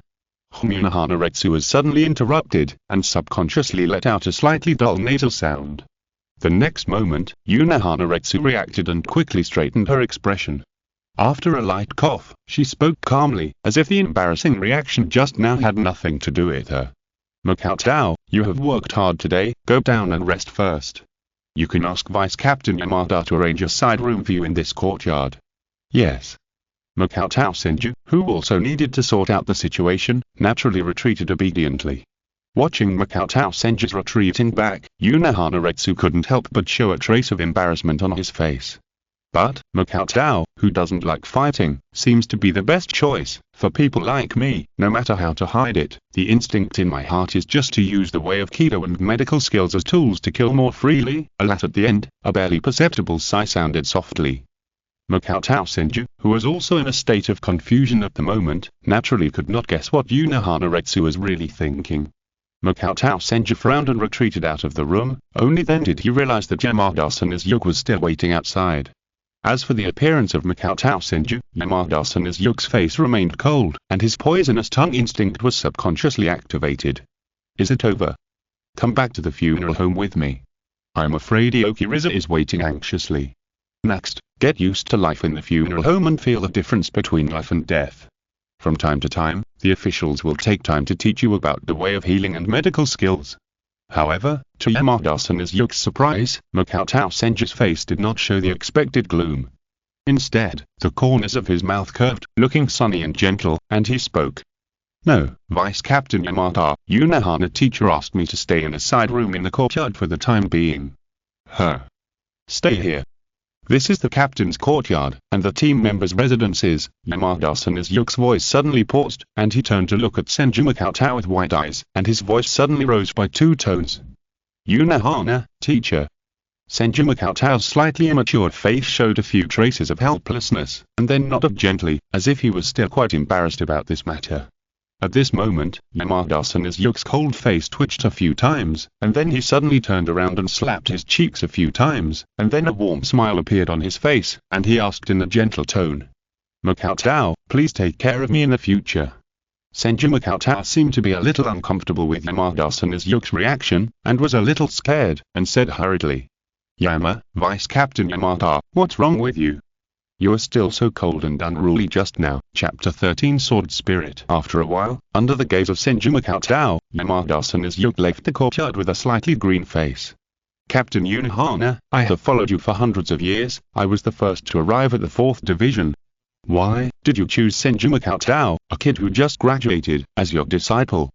Originally, Yamada-sana's Yuk was not so angry, but thinking of the innocent face of that bastard Senju Makotao, and the words that comforted him from time to time, Yamada-sana's Yuk inexplicably became more and more depressed. However, Yamada-sana's Yuk can at least confirm one thing: Senju Makotao is definitely not as gentle and harmless as he seems on the surface, but secretly he is an extremely black-bellied kid. And looking at Yamada-sana's Yuk's seemingly embarrassed back, Senju Makotao did not forget to wave goodbye, with a gentle and reluctant look on his face. Then, Senju Makotao tidied up the room, and put on the team emblem and the death tyrant outfit that Yamada-sana's Yuk had sent over. Senju Makotao brewed a pot of tea for himself, sat in the corridor and smelled the fragrance, looked up at the night sky of Soul Society, and thought about the gains and losses of today. Although there were some twists and turns, he finally joined the 4th Division smoothly. In the future, as a member of the 4th Division, he will have a sufficient excuse to contact the wounded and find opportunities to plant the seeds of the forest. In addition, to a certain extent, he is away from the battles between the gods of death and avoids exposing unnecessary secrets in the battle. The only unexpected situation is that he was accepted as a disciple by Unohana. In this way, as a disciple of Unohana, it is undoubtedly contrary to the low-key policy formulated in the past, and it has attracted the attention of the senior management of the Seireitei to a certain extent. Even Aizen Sosuk, who has always been extremely afraid, may react. However, under such circumstances, Senju Makotao, with his own personality, has no position to reject Unohana. But it's good this way. With the protection of Unohana teacher, it might be safer, and I can also learn more profound Kido and medical skills. Senju Makotao murmured silently, and a different color flashed in his usually gentle and kind eyes. There is one thing that Senju Makotao did not deceive Unohana, that is, Senju Makotao did have a great interest in Kido and medical skills. Unlike the flesh in a real world, the body formed after the soul arrived in the Soul Society was extremely strange in Senju Makotao's eyes. Obviously, the most basic element of the soul in the Soul Society is the spirit particle, but such a body is truly flesh and blood, and even has special vein nodes such as lock knot, soul sleep, soul entanglement, etc. As for the essence of Kido, it is a soul-body-spirit particle filling technology. The medical skills of the Soul Society are not the Western medicine in Senju Cheng's memory, but are more similar to the concept of traditional Chinese medicine, which uses various herbs to prepare medicines, or stimulates the vein nodes of the soul body to treat various diseases. It must be said that compared to the brutal battles between the Shinigami, Kido and medical skills of the real art in Senju Cheng's eyes, a new and interesting art. Thinking about it, Senju Cheng placed the zanpakutō Sinra tied at his waist between his legs, and slowly closed his eyes to enter the state of sword zen.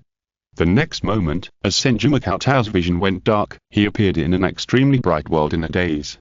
The blue sky was as clear as the lake, and there was an endless green grassland. Only not far from Senju Cheng was there a small sapling that seemed to have just been planted under a towering tree. Senju Cheng looked around, as if looking for something, and then shouted, "Don't hide, come out." As Senju Cheng's voice fell, the green grass at his feet climbed up like a vine and grew rapidly, wrapped around his thighs, around his back, and finally stopped at his shoulders.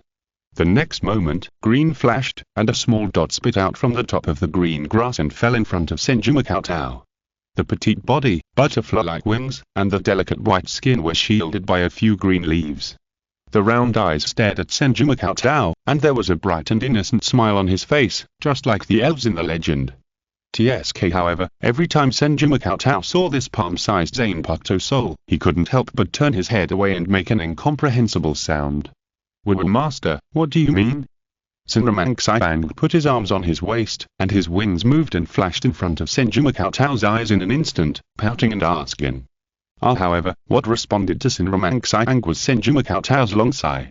Once upon a time, Senju Cheng had not imagined having zanpakutō souls like Seireitei, Beiji, and Hanaten Kinkotsu.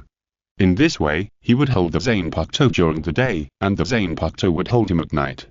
Such mutual dependence would be a kind of warmth, allowing him to feel reliable warmth in this cold soul society. However, it is clear that the zanpakutō is built with the soul of the god of death as the prototype, and the appearance of the sword soul is also closely related to the reflection of the god of death's own thoughts. For example, the zanpakutō sword souls Benjamin Hanaten Kinkotsu of wretched uncles like Yurehara Kisuke and Kikushansui are absolutely big sister beauties, and Kachika Rukia's zanpakutō sword Seireitei is related to her desire to become similar to her brother in the future. How come when it comes to me, with my own nature, the sword soul has become a palm-sized thing? Could it be that this is a reflection of Thumalina who accompanied me for half my life in my previous life? Thinking of this, Senju Cheng subconsciously glanced at his right hand. Senbon Bancho looked at Senju Cheng's reaction, and inexplicably thought of something, and rushed directly to Senju Cheng's forehead with his petite body. "You despicable, shameless and vulgar master, don't think of anything rude." Bang! With a loud bang, a wave of air blew out on Senju Cheng's forehead. Senju Cheng suddenly shot backwards and rolled on the grass for more than 10 times before stopping. Then, a sharp pain spread from Senju Cheng's forehead to his nerves. "Ah! It hurts, you bastard Senbon Bancho, how can a qualified sword spirit attack without even saying hello?" It was the master who was rude first, this is the necessary punishment. Senbon Bancho, who was standing on Senju Cheng's forehead, said with a ruddy face. "What rude thing did I do? It was you who knocked me down for no reason and made me roll on the grass for more than 10 times. As he spoke, Senju Cheng's eyes became a little sluggish, and he looked from bottom to top at Senbon Bancho standing on his forehead, surrounded by green. Chapter 14. Source Master. Despicable, shameless, hateful, and lecherous master, accept the punishment from heaven. The next moment, accompanied by a sharp and shy voice echoing in the grassland, a series of continuous explosions sounded. Boom, boom, boom. At this moment, countless green grasses turned into towering trees and soared into the sky, madly strangling the tiny Senju Cheng. In this spiritual space, Senju Cheng could only control the small saplings originally planted on the grass and the towering tree. However, although the small saplings and the towering tree could be extended and manipulated freely under the infusion of Senju Cheng's spiritual power, the scale of the two sides was not at the same level at all. In just a moment, the saplings that Senju Cheng controlled to exist instinctively were directly strangled to pieces, and only the towering tree was left to barely provide assistance to Senju Cheng. Although Senju Cheng has experienced such scenes hundreds of times in the past year, he still couldn't help but be shocked every time he saw the countless trees that covered the sky and strangled him like giant dragons. Under such exaggerated power, Bida, Kendo, or the ghost arts that the Mao Academy can teach, are completely meaningless. Only instant step, only escape. In this case, only instant step can play a certain role, allowing Senju Cheng to survive for a while under this exaggerated covering attack. Bang bang bang. The giant trees rubbed the side of Senju Cheng like a giant dragon biting and crashed into the ground. The aftermath of the soil ejected was comparable to bullets flying around, leaving Senju Cheng's handsome face with some scratches. However, Senju Cheng didn't have a chance to breathe at all. The rage of the forest of all things came suddenly, and it was rare that it was serious right from the start. One after another, giant trees with a diameter of more than 10 meters fell down almost without any gaps. Senju Cheng's pupil shrank, and he manipulated the remaining towering tree that was barely holding on to break through a gap and escaped, shouting loudly. Hey, hey, hey, forest of all things, don't do it yet, I have something to say, hee. There's nothing to hear anymore. However, the voice that responded to Senju Cheng seemed to be broken. This despicable, shameless, hateful, and lecherous master, let's destroy him. As the voice of the forest of all things fell, countless giant trees suddenly squeezed in with Senju Cheng as the center, leaving no room for Senju Cheng to escape. Crack. First, the towering tree that was still barely holding on was instantly shattered, and then Senju Cheng, who had no room to dodge, turned directly into a ball. Source. The next moment, the source that Senju Cheng transformed into disappeared as if it had been absorbed. Instead, a Senju Cheng that looked intact slowly condensed on the trunk of the towering tree. Master Cheng-ge, this time, the Lun family just exerted force, and you couldn't hold on for less than 5 breaths. However, as the voice of Senbon Bancho, which was slightly innocent and mocking, sounded, Senju Cheng's face turned green, the corners of his mouth twitched, and he said angrily, Senbon Bancho, it seems that if I don't teach you a lesson today, do you really think I'm made of mud?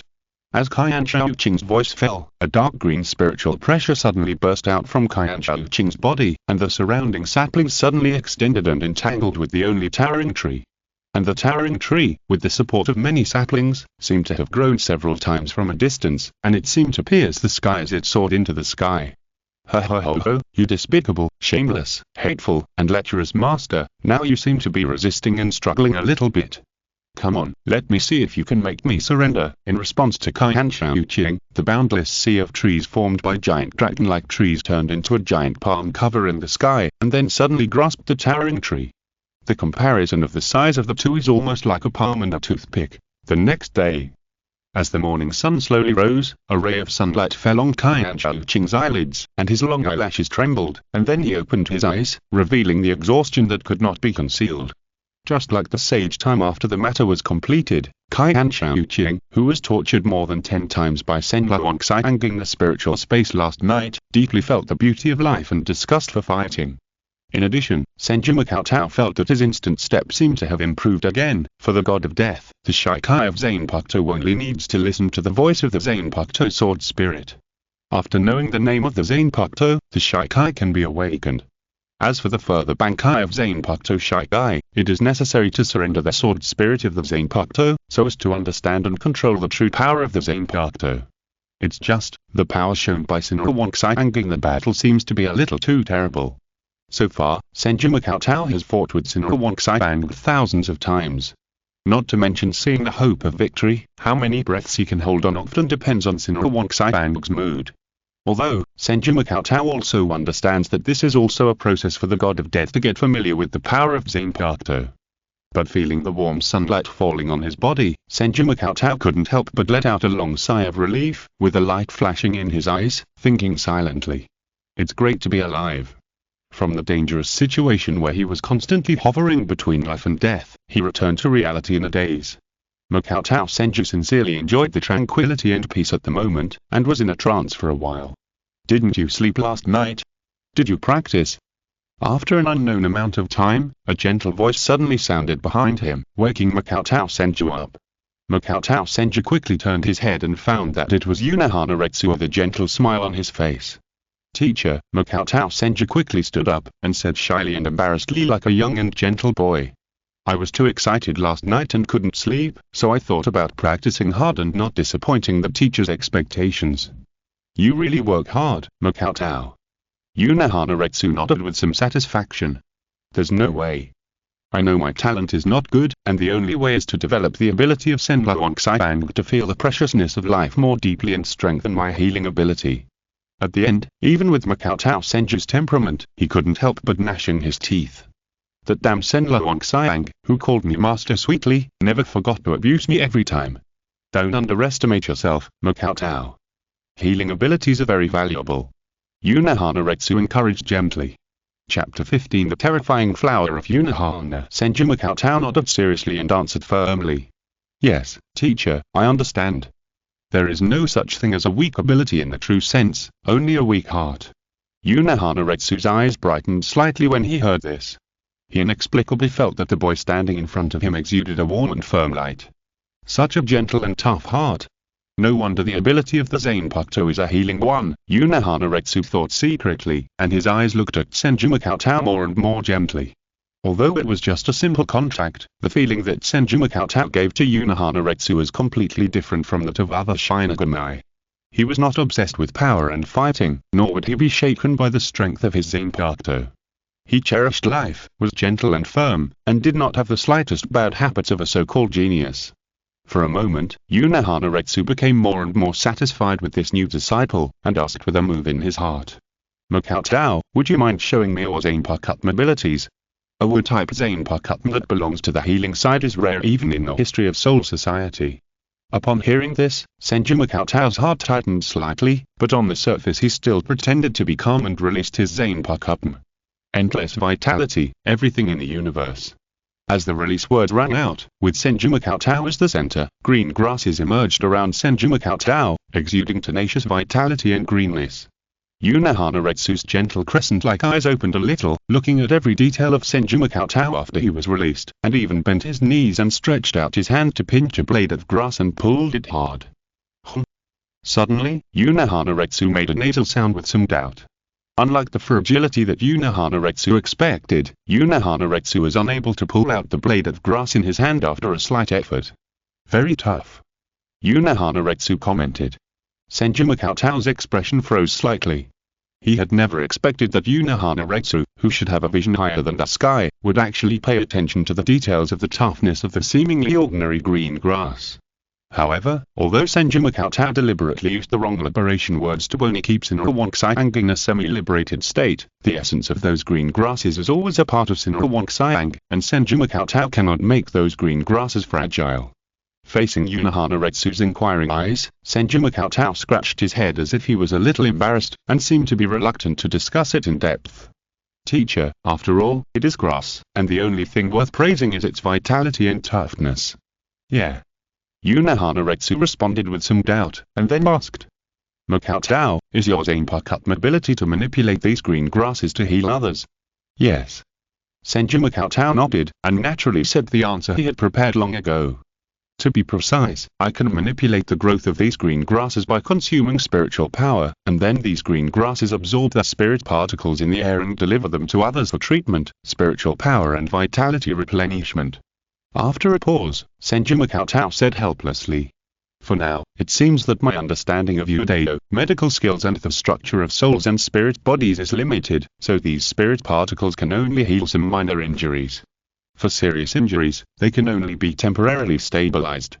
Hearing this, Unohana rubbed his smooth and white chin, as if he was lost in thought. After a moment, Unohana said while considering. Cheng, have you ever thought about letting the forest of all things go in the opposite direction and absorb the spirit particles and spiritual power from the enemy? The tenacity of these green grasses is quite impressive. If they are entangled in large quantities, even a vice-captain level death god will be in a mess and unable to break free for a while. In this way, the forest of all things can fully exert a very strong control ability. Well, if it goes one step further, Unohana's expression was stunned, and a trace of inexplicable light seemed to appear in his eyes. He looked at Senju Makoto steadily and muttered. If this ability can be further fully used by itself, it is to absorb the spirit particles in the air in unlimited quantities to fill its own battle losses and injuries, so that it can enjoy fighting and fighting forever. At the end of the sentence, Unohana seemed to have triggered some instincts, and his gentle facial features became a little scary, and he even licked his rosy lips subconsciously. Gurgle, but the next moment, Unohana was interrupted by the sound of Senju Cheng swallowing saliva, and then saw Senju Cheng's slightly pale and shocked face. Unohana was stunned and said apologetically, "I'm sorry, Cheng, I suddenly remembered something unpleasant. Did I scare you?" "It's okay, teacher." Senju Cheng shook his head, but his still pale face undoubtedly looked a little unconvincing, which also made Unohana's face more guilty, and the original inference about zanpakutō in his mind also stopped. In fact, Senju Cheng was really scared. At that moment, Senju Cheng seemed to see a sea of blood and corpses on Unohana, and endless blood was constantly oozing out, and the terrifying murderous intent rushed straight into his heart. More importantly, the look that Unohana gave to Senju Cheng at that moment was more like looking at some kind of indestructible toy. Or an indestructible sandbag. For a moment, Senju Cheng couldn't help but doubt his choice. It should be the best choice to join the 4th Division in charge of treatment. Why? It seemed that the situation had become inexplicably dangerous. Moreover, what shocked Senju was the inference made by Unohana in that short moment, which almost summarized most of the Seireitei abilities of Senju's zanpakutō. Too scary, this woman. She is worthy at being a Shinigami who has stood for 1,000 years, worthy at being the first-generation Kinpachi, and worthy at being a woman who stands at the top of Soul Society in terms of Kido and medical skills. As a Shinigami who is also a captain-level Shinigami, Kinpachi Seireitei only thought of himself as a nanny who can restore health in a range. After observing closely, Unohana was able to infer the true ability of Synopsis to a deeper extent. Then, Unohana, who originally intended to give some advice on Senju's zanpakutō abilities and give his disciple more confidence and motivation, saw that Senju's state was a little wrong, and considerately did not continue to discuss the ability of Synopsis, and said something as if jokingly. "Cheng, you have the potential to awaken Bankai. If you really awaken Bankai, the position of captain of the 4th Division in the future will be handed over to you, and I will personally teach you Kendo. How about that?" Chapter 16 Department Selection. Senju Cheng was shocked by this, and somewhat embarrassedly evaded it with the excuse that I don't like fighting, and my goal is to always follow the footsteps of Unohana teacher. Then, Unohana acted as if nothing had happened, and took Senju Cheng to familiarize himself with the courtyard as gently and considerately as a teacher and sister, and had breakfast with Senju Cheng. It must be said that as a captain-level Shinigami standing at the top of the Soul Society, the power and status he holds are unimaginable for ordinary souls. This breakfast was the most exquisite and delicious food that Senju Cheng had ever eaten since he traveled through time. Not to mention in the Rukongado where supplies were scarce and order was chaotic, even the food in the Mao Spiritual Academy was far from comparable. However, during the whole meal, Senju Cheng seemed to be a little absent-minded. Seeing this, Unohana didn't think much about it, but just thought that the murderous intent that he had accidentally leaked made Senju Cheng, who had just graduated, still not recover. However, what Senju Cheng was thinking about more was constantly recalling what Unohana had said before. What future captain of the 4th Division? Senju Cheng had already eaten such a big cake in his previous life, so he naturally would not naively take it as a vow of love. We are all 1,000-year-old foxes with layer upon layer of mask buffs, so let's not play any heartfelt laozi stories. However, Unohana personally taught Kendo, which is very meaningful. As Senju Cheng tried to put himself in Unohana's perspective, he finally came to a very likely conclusion. Was I accidentally taken as a prey in the fight? Kado, I finally found a place to settle down, but you made me lose so thoroughly. This time, I really became a clown. After going around in circles, I obviously just wanted to be a low-key and ruthless seed drill in the Seireitei, but I didn't expect to be targeted as a prey by Unohana, who was as dangerous as Aizen Sosok. For some reason, after breakfast, Unohana inexplicably saw a few traces of resentment in Senju Cheng's eyes that could not be concealed. It's okay to be constantly slaughtered by Senbon in the spiritual space, but can't the real world escape this fate? Unohana, this terrifying teaching of Kendo, will definitely not be a warm and caring guidance, but it will most likely be a crazy and bloody fight to the extreme. Now everyone is acting as if nothing happened. We break up peacefully. No, is it too late to break up the master-disciple relationship peacefully? Just when Senju Cheng was wailing in his heart, he suddenly felt his chin being wrapped in a delicate way. When he looked carefully, it was Unohana-retsu's white and slender fingers that gently lifted Senju Makoto's chin. For a moment, in Senju Makoto's field of vision, Unohana-retsu's delicate and beautiful facial features were almost within reach, and he could even clearly distinguish the tenderness and concern in Unohana-retsu's eyes. Senju Makoto's pupils trembled, and his face was almost instantly covered with a pink. Too close. Senju Makoto could even feel the gentle heat and faint fragrance exhaled by Unohana-retsu. The mature and intellectual charm of the queen almost came to his face, making Senju Makoto's consciousness confused. Whether in a previous life or this life, this was the first time that Senju Makoto was so close to the opposite sex, so close that Senju Makoto's physiological instincts were a little messed up. Old teacher, too close, haha. Senju Makoto responded with a soft laugh, and Unohana-retsu's index finger pointed at Senju Makoto's forehead, directly pushing Senju Makoto away a little, and then smiled generously. Makoto, whether it is the intention to kill or the opposite sex approaching to have such a serious reaction, this is very bad. Sorry, teacher. At this moment, what else can Senju Makoto say except retreating? And Unohana-retsu said with a smile. Originally I was a little hesitant about which department to assign you to, but now it's decided. Ah? A department? Senju Makoto was a little surprised. The number of people in each of the 13th Gotti squads varies greatly due to their different responsibilities. For example, the 4th squad, a healing squad, has only about 300 people due to the lack of new recruits. The 13th squad, which has the largest number of people in the 13th Gotti squad, is responsible for purifying the real world. The team members need to stay in the cities of the real world to purify the hollows and prevent the real world from being destroyed by the hollows. Therefore, the number of people in the 13th squad can reach an astonishing number of thousands, but most of them need to stay in the cities of the real world for a long time, but there are not many in the Seireitei. Therefore, in addition to the fixed captain, vice captain and chief officer system in the 13th Gotti squad, the management system within each squad is completely different. In the 4th squad, it is mainly divided into different departments, taking into account both combat medical treatment and daily treatment of various diseases. However, Senju Makoto originally thought that he needed to follow Unohana-retsu and concentrate on learning Kido and medical skills for a period of time. Unexpectedly, Unohana-retsu was willing to assign Senju Makoto to the department so quickly to contact patients. There is no doubt that this is exactly what Senju Makoto desires, and the look in Senju Makoto's eyes when he looks at Unohana-retsu reveals a bit of eagerness. If nothing unexpected happens, from a purely rational point of view, Senju Makoto's zanpakutō mobility is most suitable for the surgical department, facing the large number of injuries caused by the daily training or sparring of the Shinigami in the Seireitei. This is also the reason why Senju Makoto has been waiting for this opportunity, so he has never concealed the fact that his zanpakutō Synromansia has an unparalleled advantage in treating various minor injuries. The opportunity to succeed in a legitimate way is here. Just as Senju Makoto was delighted, Unohana-retsu also smiled and spoke gently. First of all, Makoto, your zanpakutō has the ability to heal a large area, and you also lack the experience of facing direct combat, so you need to register in the combat support department. If there is an emergency that requires the 4th Division to provide treatment support, you need to follow me or Sen's yoke to provide assistance. Is that okay? Yes, I will follow that teacher's orders. Senju Makoto responded obediently, with a look of obedience. This did not surprise Senju Makoto, and it was undoubtedly in line with Senju Makoto's idea. Unohana-retsu paused and continued.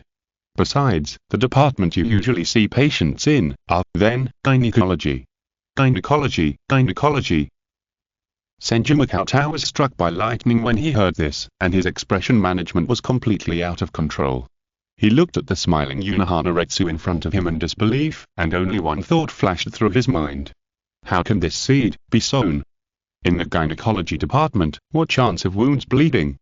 Chapter 17 How to repay the teacher. Unohana-retsu, who was always paying attention to Senju Makoto's reaction, looked at the seemingly innocent and gentle face from the corner of his eyes. He seemed to be a little aggrieved and dared not say a word, and inexplicably felt a kind of pleasure.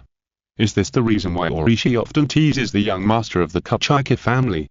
It seems not bad. Thinking of this, Unohana-retsu's smile seemed to be brighter, and he said, Makoto, you can also raise any objections.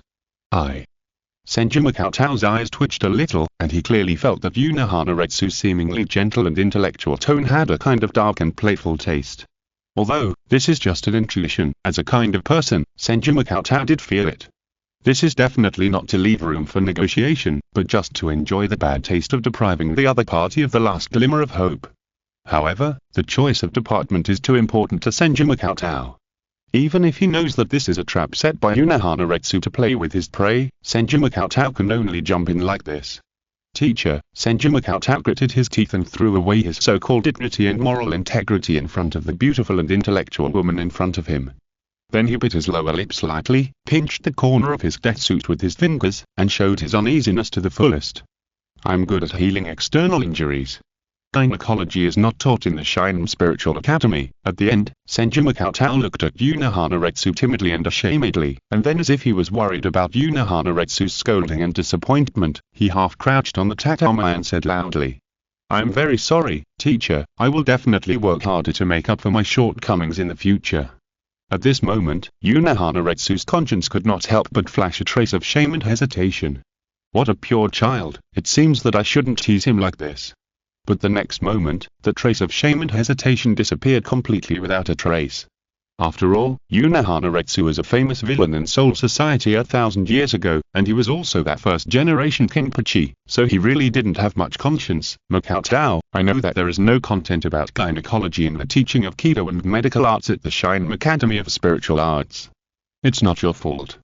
After all, when I was editing the textbooks of Kido and medical arts at the Shinigami Academy of Spiritual Arts, I didn't expect that there would be students who would have pure enthusiasm and love for Kido and medical arts. After a pause, Yuna Hanaretsu changed his tone and said, it's just that this is also to enable you to grow faster. Whether it is Kido or medical arts, it essentially needs to be based on the understanding of the structure of the soul and body in order to conduct treatment, right? Yes, teacher.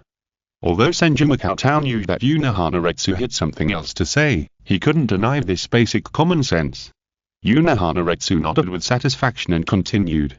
As for your Udeo and medical skills, I have carefully read the records of your treatment in the Mao Spiritual Academy. Your level is already quite good, but if you want to continue to improve, you will inevitably need to conduct in-depth research and understanding of the soul structure. For general new team members, the best way is naturally to start learning from the dead souls in the funeral home, but with your level, you can skip this stage, so I plan to arrange you to the gynecology department. Why don't you arrange me to the surgery department where I am more proficient? Senju Cheng vaguely understood Yuna Hanaretsu's meaning, but he still couldn't help but bite the bullet and argued. Yuna Hanaretsu was not impatient at all, and patiently explained to Senju Cheng. Because the structure of male souls and female souls is very different, as a man, if you want to study the structure of male souls, you can do it by yourself. But if you want to get in touch with a variety of female soul structures, then the gynecology department is undoubtedly the best choice. At this moment, Senju Cheng couldn't help but feel a little numb. Although he felt that something was wrong, he rationally felt that Yuna Hanaretsu was completely right. Finished, I'm not an opponent at all, I can't refute it. Makao, don't have too many unnecessary burdens and shyness in your heart. You're already a member of the 4th Division. In treatment, the 4th Division members only have patients in their eyes, and other distractions can be completely thrown away. And you don't want one day because of your lack of understanding of the structure of female souls, leading to the failure of emergency treatment, right? Yuna Hanaretsu gently persuaded Senju Cheng, which made Senju Cheng doubt in his heart. Could it be that Yuna Hana teacher really has no other thoughts, just to train me? Yuna Hanaretsu looked at the expression on Senju Cheng's face that gradually eased and calmed down, and then said, and even I have deeply understood the structure of the male soul countless times in the past. Hearing this, Senju Cheng's heart, which had just slowed down, suddenly became confused, and he subconsciously stared at Yuna Hanaretsu. Yuna Hanaretsu gave Senju Cheng a mysterious smile, and said in a playful and mysterious way, don't look at me like this, I'm a real 1,000-man killer. Senju Cheng. This, is he driving? Even after putting the gear in the highest gear, he directly pulled out the gear lever, right? Subconsciously, Senju Cheng actually subconsciously felt a little envious in his heart. Being cut by Yuna Hanaretsu's unique and beautiful sword is also considered to be dead without weight. Senju Cheng's consciousness cleared up and reacted instantly. 1,000-man killer? Others may say this sentence to imply something, but Hanaretsu can really kill 1,000 people. The so-called deep understanding of the structure of the male soul, can't it be directly disemboweling? When Senju Makoto thought of this, his eyes suddenly became clear, and then he saw Hanaretsu's half-smile. Makoto, you weren't thinking of anything rude just now, were you? Hanaretsu asked with a smile. Senju Makoto answered rationally and seriously. I was just wondering why that teacher was so good to me. I don't know how to repay the teacher in the future. Hanaretsu heard this and was about to take the opportunity to mention Senju Makoto's zanpakutō mobility, but Senju Makoto didn't give Hanaretsu a chance to speak and continued. I can only work 10 times or 100 times harder to learn Kido and medical skills, so as not to disappoint the teacher's expectations and kindness. Good guy, since he can answer quickly, right? Hanaretsu almost couldn't catch his breath, pursed his lips, and then smiled. Makoto has this side, which makes it more interesting and not too boring. Then, Hanaretsu said gently. Makoto, come with me, I'll take you directly to the gynecology department. If you're listening to this novel on a channel other than Fanfic World, it means they downloaded and uploaded it without effort. We cordially invite you to visit our channel, Mundo Fanfic Novel, as there you'll find the original version of this story and you can explore many other novels of various genres. We're waiting for you to immerse yourself in a world of incredible novels. Chapter 18 Cheng-ge is a woman. Then, under the leadership of Hanaretsu, Senju Makoto, who was wearing a Shinigami costume, followed him to the gynecology department in the 4th Division with an obedient look. Along the way, wherever Hanaretsu passed, he would attract a lot of admiring eyes, and whether it was the members of the 4th Division or other Shinigami who came to the 4th Division for treatment, they all saluted respectfully. Although the captain-level Shinigami have a respected status in the Seireitei, the reactions of many Shinigami are enough to show the popularity and reputation of Hanaretsu. In the face of the salutes and greetings of many Shinigami, Hanaretsu also nodded in response with a gentle smile. In addition, Senju Makoto could also feel some eyes on him from time to time, either puzzled or envious. Thinking of this, Senju Makoto looked at Hanaretsu's profile. Under the sunlight, the intellectual and elegant temperament seemed to set off the gentle Hanaretsu like a beautiful flower. But even if it was only for a moment, Hanaretsu also noticed Senju Makoto's gaze and asked, Makoto, what's wrong? Senju Makoto quickly retracted his gaze and answered, as expected of a teacher, you are so popular. I envy you. Envy? Hanaretsu was stunned for a moment when he heard this. In the entire Soul Society, there is almost an atmosphere of admiring the strong. This is not only because of the existence of power, but more because everyone's thinking has almost similar tendencies. However, pure envy is not a manifestation of admiring the strong, but a dangerous manifestation of thinking. Only when you treat people at the same level will you feel envy. Senju Makoto can have this kind of thinking, either because he regards himself as an equal, not an insurmountable strong. Or, Senju Makoto's thinking is more inclined to the source of chaos that the nobles who rule the Soul Society collectively fear, the kind of thinking that is not bound by class and rules. Thinking of this, Hanaretsu couldn't help but look at Senju Makoto. He didn't say anything on the surface, but subconsciously a trace of doubt emerged in his heart. Could it be, because I acted too equal to Makoto, and I just graduated and haven't really understood what the captain level is? If Makoto Senju knew that Hanaretsu had deduced so many things from just 2 words, he would definitely put Hanaretsu in the first place of fear. Even if Makoto Senju noticed the confused look in Hanaretsu's eyes at the end, he had no idea that the word he said unintentionally would reveal some of his nature. Unlike the normal souls in Soul Society, some of the solidified thoughts, including kings, princes, generals, and ministers, are they of the same kind? Are still engraved in Makoto Senju's soul. Therefore, admiring the strong has never been Makoto Senju's nature. If the throne is vacant, then he should compete and take its place. This is the most normal thinking in Makoto Senju's eyes. Finally, Hanaretsu couldn't help but look at Makoto Senju again. The innocent boy smiled very gently, seeming harmless. Is it an illusion? Have I been thinking too much recently? Hanaretsu raised his hand and rubbed his temple. Seeing that he had already arrived at the gynecology department, he did not continue to investigate. Then, Hanaretsu asked Senju Makoto to wait in the corridor, and Hanaretsu was looking for the squad leader in charge of the gynecology department. After all, Unohana asked Senju Makoto to join the gynecology department only on a whim, so he naturally needed to make specific arrangements with the leader in charge of the gynecology department first. As Unohana left, Senju Makoto stood alone near the door of the gynecology department, staring at the large number of female Shinigami coming and going and the strange looks that fell on him from time to time, and the whole person could not help but look a little uncomfortable. When he thought about staying in such an environment in the future, Senju Makoto's face turned a little green. Sure enough, he was definitely fooled by Unohana Black Flower. Originally, Senju Makoto thought that there were a lot of male members in the gynecology department, otherwise Unohana wouldn't have spoken so naturally and smoothly. But Senju Makoto stood in the corridor and observed for a while, and even the male cats wandering around the gynecology department had been sterilized. At this moment, Senju Makoto suddenly heard his name. Senju Makoto. Turning his head, he saw that the person who appeared next to him was Ioki Riza, whom he had met at the funeral home yesterday. Makoto, what are you doing here? Ioki Riza asked puzzledly. Meeting an acquaintance, Senju Makoto felt no joy in his heart, but instead felt a sense of being caught, and explained somewhat powerlessly. I was arranged to intern here. Ioki Riza heard this and subconsciously exclaimed. Internship? How could it be?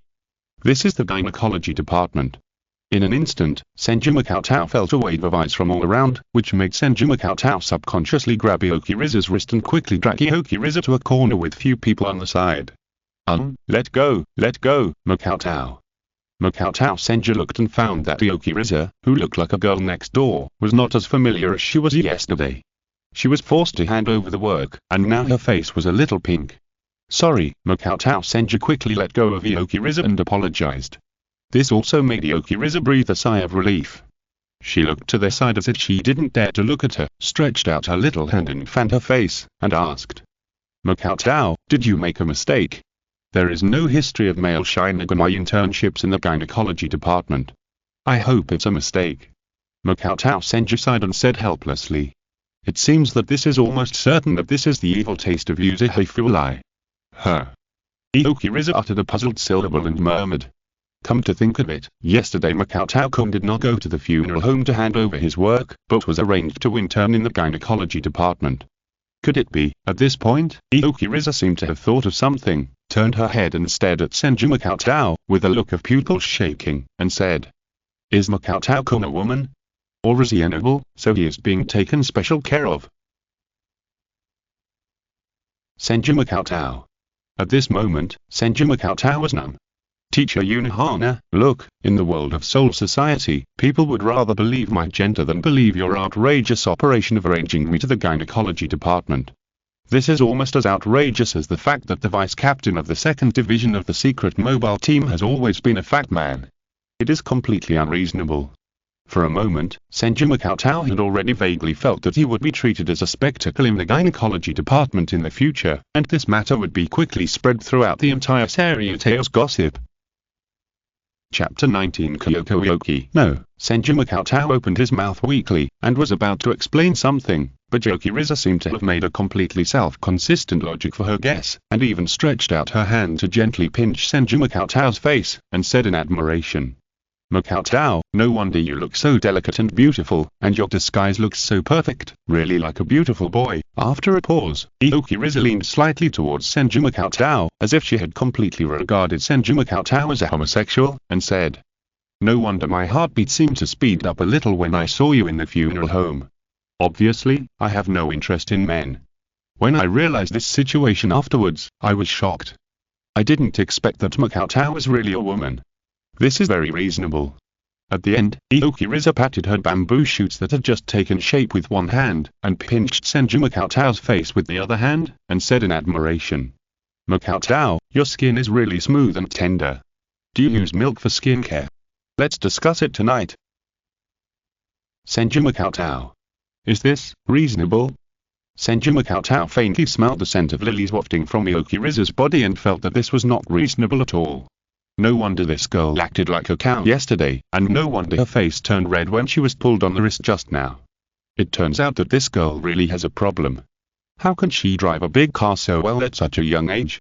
No, that's not right. Isn't the point that I was teased? I'm a real man, and I look a little more delicate in appearance, which is also to maintain a harmless temperament. And what does the last sentence mean? Lilies, don't even think about blooming on my green grassland. Just when Senju Cheng was a little angry and wanted to slap Ryokiriza away and scold Ryokiriza righteously, a familiar and gentle voice suddenly sounded behind him. It was just that the gentleness that seemed to make people feel like spring breeze made Senju Cheng suddenly dream back to winter. Cheng, I didn't expect that you would get along so well with your colleagues after I just walked away. Well, in this way, I don't need to worry about you being rejected in the gynecology department. Hanaretsu looked at Senju Cheng and Ryokiriza, who were leaning against each other in an ambiguous posture in front of him, and his gentle smile did not change at all.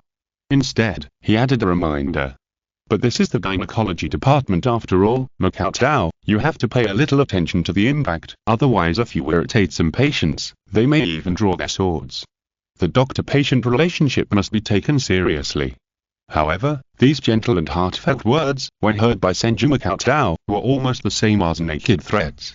When Hanaretsu appeared, Ryokiriza was stunned for a moment, and then quickly reacted, and quickly distanced herself from Senju Cheng, bowing in embarrassment and respect. Hanaretsu nodded gently and asked with a smile. You are the daughter of the 5th officer of Ioki, right? You have performed very well.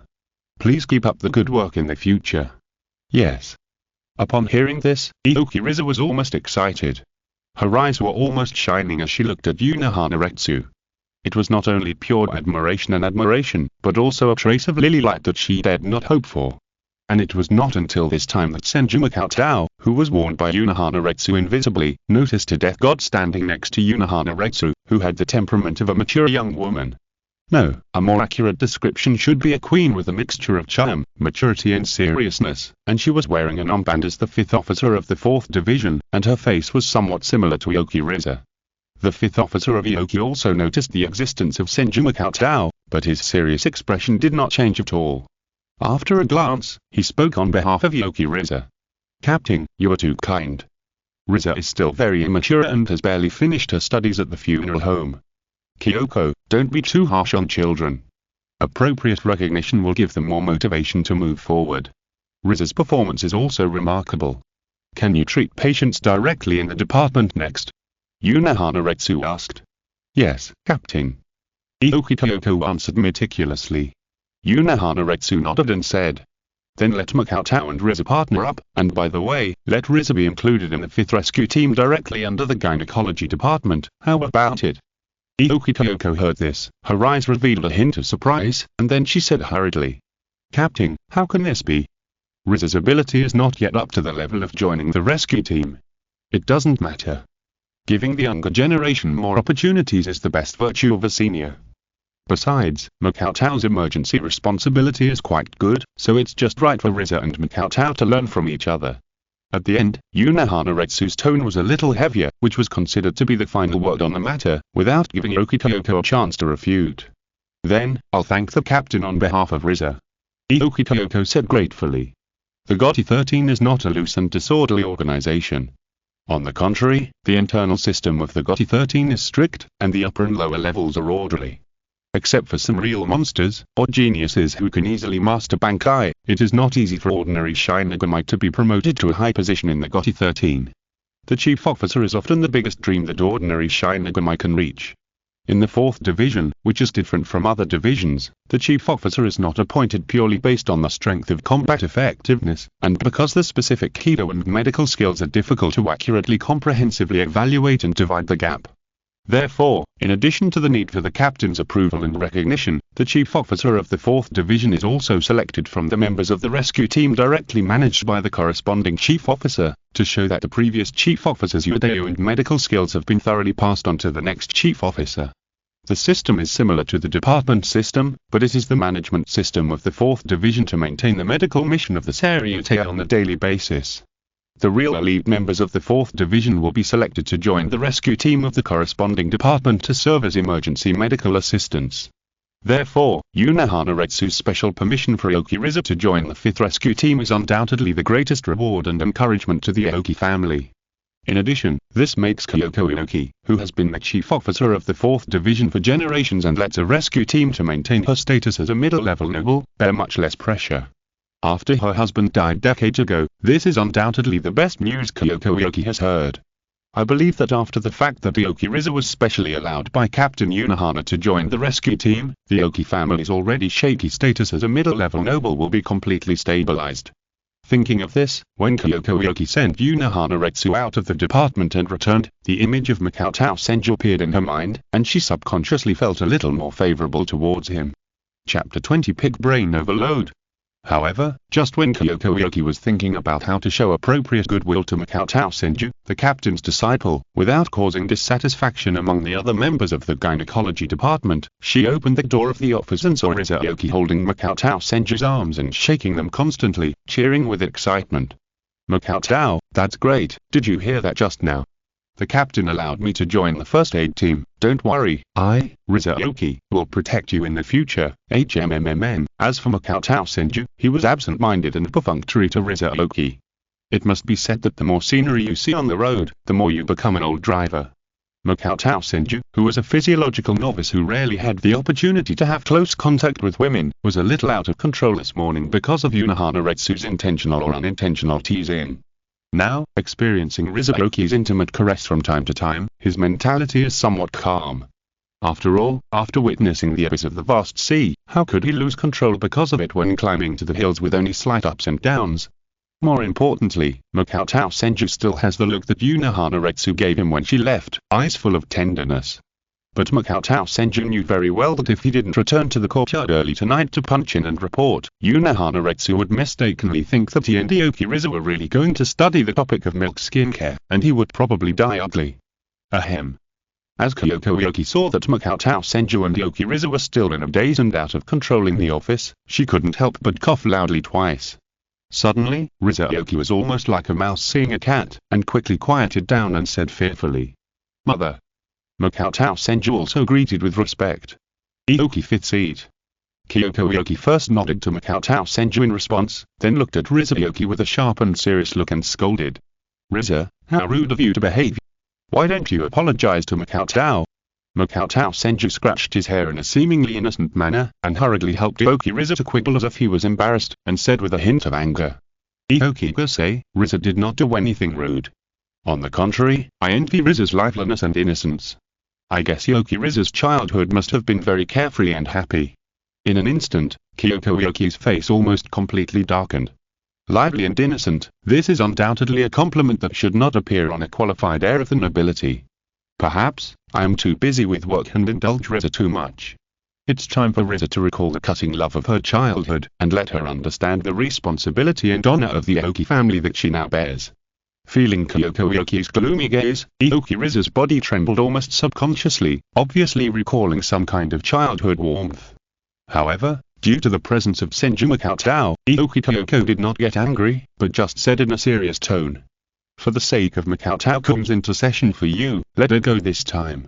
Don't forget the responsibility and honor you shoulder, and never do anything that will damage the Aoki family." "Yes, mother." Senju Makoto on the side looked at Aoki Riza and bit her lip and answered. Then, Aoki Kyoko's serious and inexplicably mature and charming face showed a kind smile and said, "I'm sorry to make Makoto-kun laugh." Senju Makoto showed a little boy's embarrassment and answered. The family tradition of the Aoki 5 seats is very strict, and it can be called a model of nobility. This sentence also made Aoki Kyoko's eyes light up slightly, and the kindness she looked at Senju Makoto became stronger, and there was a hint of intimacy. As the only disciple of Captain Unohana so far, although Senju Makoto was born in the lowest class of Rukongei, it is not impossible that he will be ranked at the captain level in the future. Being on good terms with the potential rich Senju Makoto and being recognized by him are both good enough for the Aoki family. Makoto is too kind. My daughter will need more guidance from Makoto in the future. Listening to the exchange between Kyoko Aoki and Makoto, Riza Aoki became more and more certain that Makoto is a real noble. Otherwise, Captain Unohana would not have taken special care of him, and her mother, who attached great importance to the honor of the nobility, would not have shown an attitude similar to that of a superior noble. Thinking of this, Riza Aoki could not help but remind him with some pride. "Mother, Makoto is a woman." Kyoko Yoki was startled and scolded in a tone as cold as ice. What nonsense! Makotao is Captain Unohana's new disciple. What? Rizuyoki was stunned, turned her head and looked at the seemingly innocent and handsome boy beside her in disbelief, and then her entire head turned red from her neck. Faintly, Makotao Senju seemed to see that smoke was coming out of Rizuyoki's head. Pick brain overload. Makotao Senju blinked innocently, and could not help but silently comment in his heart that it was worth it that he had not clarified and explained after noticing Rizuyoki's fear of Kyoko Yoki. This time, it is estimated that Rizuyoki will be able to enjoy the love from her mother after returning home at night.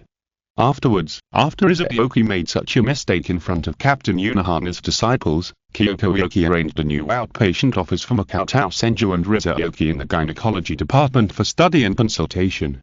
Although Kyoko Yoki was worried about Makotao Senju's true level, Rizuyoki had already reached the ability to sit independently, but in order to avoid leaving Handle, Kyoko Yoki forced Rizuyoki to transition to the funeral home like an ordinary new team member. Therefore, with Rizuyoki as a partner, Kyoko Yoki did not worry about the issue of receiving consultations, but what she really needed to worry about were some rumors. As Kyoko Yoki left, the new clinic office fell into a deathly silence. Rizuyoki seemed to have been acupunctured. Apart from digging the foundation with her toes, she did not dare to look in the direction of Makotao Senju, and did not even make a sound, as if she was afraid of attracting Makotao Senju's attention and thus dying in front of the client again.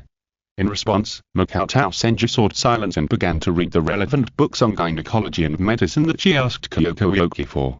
After all, Unohana Retsu is at the top of the entire Soul Society's Kido and medical skills.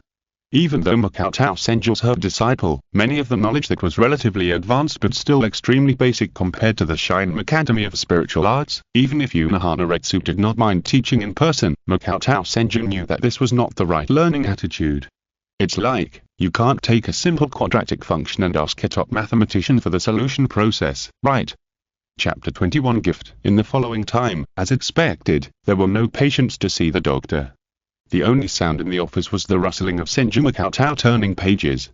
Compared with humans in the real world, the lifespan of the Shinigami is much longer. For example, Unohana Retsu has served as the captain for nearly 1,000 years. In this long life, the circle inside the Seireitei is much smaller than expected. Which member of the 4th Division is more trustworthy in those medical fields is more likely to stand out and be known by other Shinigami and nobles. Therefore, most of the members who have just joined the department are just given a corresponding learning environment. In this regard, Senju Makotao is not impatient at all. He keeps a steady pace to learn the knowledge that will not be taught in the Shinigami Spiritual Academy. Moreover, this is also a precious knowledge of the way of Kido and medical skills that is difficult to obtain in other divisions except the 4th Division. This was entirely thanks to Senju Makotao's status as Unohana Retsu's disciple, otherwise Ioki Toyoko would not have handed over the precious books on Uido and medical skills to Senju Makotao without reservation. But this made Ioki Rizu miserable. She sat motionless on a chair not far from Senju Makotao for a whole half a day, feeling awkward and tortured. Dong dong dong as the bell rang to signal the end of the day's shift in the department, Ioki Rizu stood up almost immediately and ran away as if running for her life. Rizu, just as Ioki Rizu pushed open the door of the office and took the first step, Senju Makotao's gentle voice sounded from behind. Ioki Rizu's body froze, and her face turned red again in the blink of an eye. Shame, embarrassment, and helplessness, just when Ioki Rizu thought that Senju Makotao would say something excessive, or laugh at her for not being able to distinguish between genders, or that Senju Makotao would scold her for being rude to him. However, as Ioki Rizu's neck was somewhat stiffened, she slowly turned her head. What came into view was Senju Makotao, whose half of her body was bathed in the sunset glow, and whose smile was bright and warm. Rizu, thank you for taking care of me today, see you tomorrow. Ah. Ioki Rizu was startled, staring blankly at the innocent and gentle boy in front of her for a long time, and then she suddenly came to her senses and bowed slightly. Yes, see you tomorrow, Makotao. Immediately, Ioki Rizu ran out almost like a fleeing, and even the panicked don footsteps could be heard in the distance. It was not until this time that Senju Makotao could not help but slightly bend his eyes, revealing his true joy. See you tomorrow, Rizu, I hope you will have a very happy night. Perhaps Ioki Rizu, who was immersed in her own embarrassment and social death, overlooked something, but Senju Makotao did not forget the gloomy expression of Ioki Toyoko. If nothing unexpected happens, what will happen to Ioki Rizu when she returns home later? Tomorrow, Riza probably won't limp back to the department, right? Humph, a mere lily dares to offend me. Thinking of this, Senju Cheng couldn't help but feel much happier. However, when Senju Cheng returned to the courtyard, the smile on his face almost froze instantly. Are you back so early? The person who appeared in front of Senju Cheng was Unohana Retsu, who was kneeling on the tatami and making tea with an elegant and gentle posture. Yes, teacher. Senju Cheng sat down obediently opposite Unohana Retsu and carefully sipped the tea that Unohana Retsu pushed over. Immediately, Senju Cheng's eyes brightened slightly. The tea was clear and slightly bitter at first, but then it turned into a sweet taste. He took a slight breath from his nose and could almost clearly feel the fragrance echoing on his lips and teeth. Good tea. Although Senju Cheng didn't know much about the tea ceremony in Soul Society, this was undoubtedly good tea, and it might even be good tea specially provided for captain-level Shinigami and high-ranking nobles. Unohana Retsu looked at Senju Cheng's reaction, picked up a small gift box beside him and placed it in front of Senju Cheng, saying, "Since you like it, take these tea leaves to make tea." "Thank you, teacher." Senju Cheng thanked him, and then noticed the beautiful gift box that had been packed in advance, and asked with some confusion, "Teacher, how do you know I like to drink tea?" "This morning, I saw the teacup you put aside." After a pause, Unohana Retsu continued, "Although the tea prepared in the guest room is not bad, it has some flaws after all, so I prepared a gift for you, which can also be regarded as your gift for becoming a disciple." It must be said that although Senju Cheng was played by Unohana Retsu Starkbelly in just 2 days, he couldn't help but feel touched at this moment. This kind of thought is quite precious. Suddenly, Makoto Senju paused while stroking the gift box, and when he took his fingers away, he found that it was the flower of the 6th Division. In an instant, Makoto Senju realized that perhaps the preparation of this gift was not as casual and indifferent as Unohana Retsu showed. Perhaps, this was the tea that Unohana Retsu had specially asked for from the 6th Division, the leader of the nobles. However, at this moment, Unohana Retsu, holding the teacup in both hands, suddenly spoke. "Makoto, did you have a good time with Riza today?" "Well, still." Makoto Senju paused, and cold sweat almost overflowed from his forehead. He held back the work punishment at the end. If he was not careful, this gift might become his tribute. Unohana Retsu, with curved eyebrows and gentle and intellectual manners, continued to speak. "Riza is a pretty good kid. You should get along well with her, but don't neglect the knowledge of Uido and medicine." Senju Cheng's mind turned quickly, and he almost ignored the first half of Unohana Retsu's words to cover up the real meaning without hesitation, knowing that the focus was undoubtedly in the second half. "Yes, teacher, I read the books left by Okigase today, and I also had some questions." As Senju Cheng said this, he took out a small notebook from his arms and asked Unohana Retsu like a good student. Unohana Retsu took a sip of tea, and his gentle expression did not change at all from beginning to end. He did not interrupt Senju Cheng, and listened quietly to Senju Cheng's questions, and occasionally opened his mouth to give some advice. After a long time, Senju Cheng returned to his room sweating profusely, and the whole person almost seemed to be drained and lay directly on the tatami. How many questions could Senju Cheng have accumulated after only spending half a day in the gynecology department? Chapter 22. If you like to eat, eat more. After all, Senju Cheng didn't go to the gynecology department to kill hundreds of female death gods. Therefore, the questions that Senju Cheng used to pass the test this time were almost all the unclear points about the way of healing and medical skills that Senju Cheng had understood in recent years. Senju Cheng really couldn't imagine how Unohana Retsu could squeeze out the last drop so accurately without embarrassing Senju Cheng. Could it be Unohana Retsu was really experienced in terms of the way of healing and medical skills? Suddenly, Senju Cheng widened his eyes, and sat on it with a whoosh, muttering, "I God fooled." There is no doubt that Senju Cheng was sent to the gynecology department today by Unohana Retsu, and then used the gift as an excuse, and he completely fell into the rhythm of Unohana Retsu. This also caused Senju Cheng to completely forget to make some reservations secretly, and let Unohana Retsu personally understand Senju Cheng's current level of the way of healing and medical skills. That is to say, if you slack off in the department one day, you will be exposed if you are questioned like this. Senju Cheng's eyes slowly lost their luster. At the same time, in the courtyard of the Aoki family, Aoki knelt dejectedly on the ground covered with stones. The cold wind blew, and she subconsciously hugged herself tightly with both hands, trying to get a little warmth. This was a punishment from Kyoko Yoki for Okiriza's disrespect and misconduct today. It is undoubtedly a big deal to tease and slander Captain Unohana Retsu's disciples as if they were women. If Senju Makotao is determined to get to the bottom of it, it is very likely that the entire Yoki family will be directly implicated. Therefore, when Okiriza returned home, she almost immediately suffered the most severe punishment from Kyoko Yoki. Not only was she not allowed to eat dinner, but she even had to kneel on the ground all night to repent until dawn. Although Okiriza was tired, hungry and cold, she still did not dare to resist Kyoko Yoki's authority. Moreover, Okiriza also understood that her mother had a hard time. After her father died irresponsibly, she had to carry the Oki family alone. However, it stands to reason that Okiriza should be angry with Senju Makotao, even though that guy could explain and refute it at the first time. I don't know why. Okiriza, who has been slightly repulsive to men since childhood, has the image of Senju Makotao's pure and gentle appearance in her mind, and unconsciously found a reason for Senju Makotao. Maybe, he just wants to indulge me. Or is it too late to remind me? Or is he willing to get familiar with me quickly in a self-degrading way? Thank me for taking care of me today. Really, I didn't do anything, even at this moment when she was tired and hungry. Okiriza, who was blowing the cold wind in the night, felt that Senju Makotao's smile would be so warm for some reason. The next day, when Senju Makotao started his day of clocking in at the gynecology department on time, he found that Okiriza actually appeared in the office earlier than him, and even placed a delicious lunchbox on Senju Makotao's desk. This, Okiriza is not going to poison me for such a small matter, right? For a moment, Senju Makotao looked at Okiriza with a strange look, otherwise Senju Makotao could not think of the reason why this girl did this. Moreover, Senju Makotao had already noticed from Okiriza's somewhat difficult to conceal fatigue that Okiriza must have felt the motherly love from Kyoko last night. Therefore, Senju Makotao could not guess the other possibilities except the intention to poison in revenge.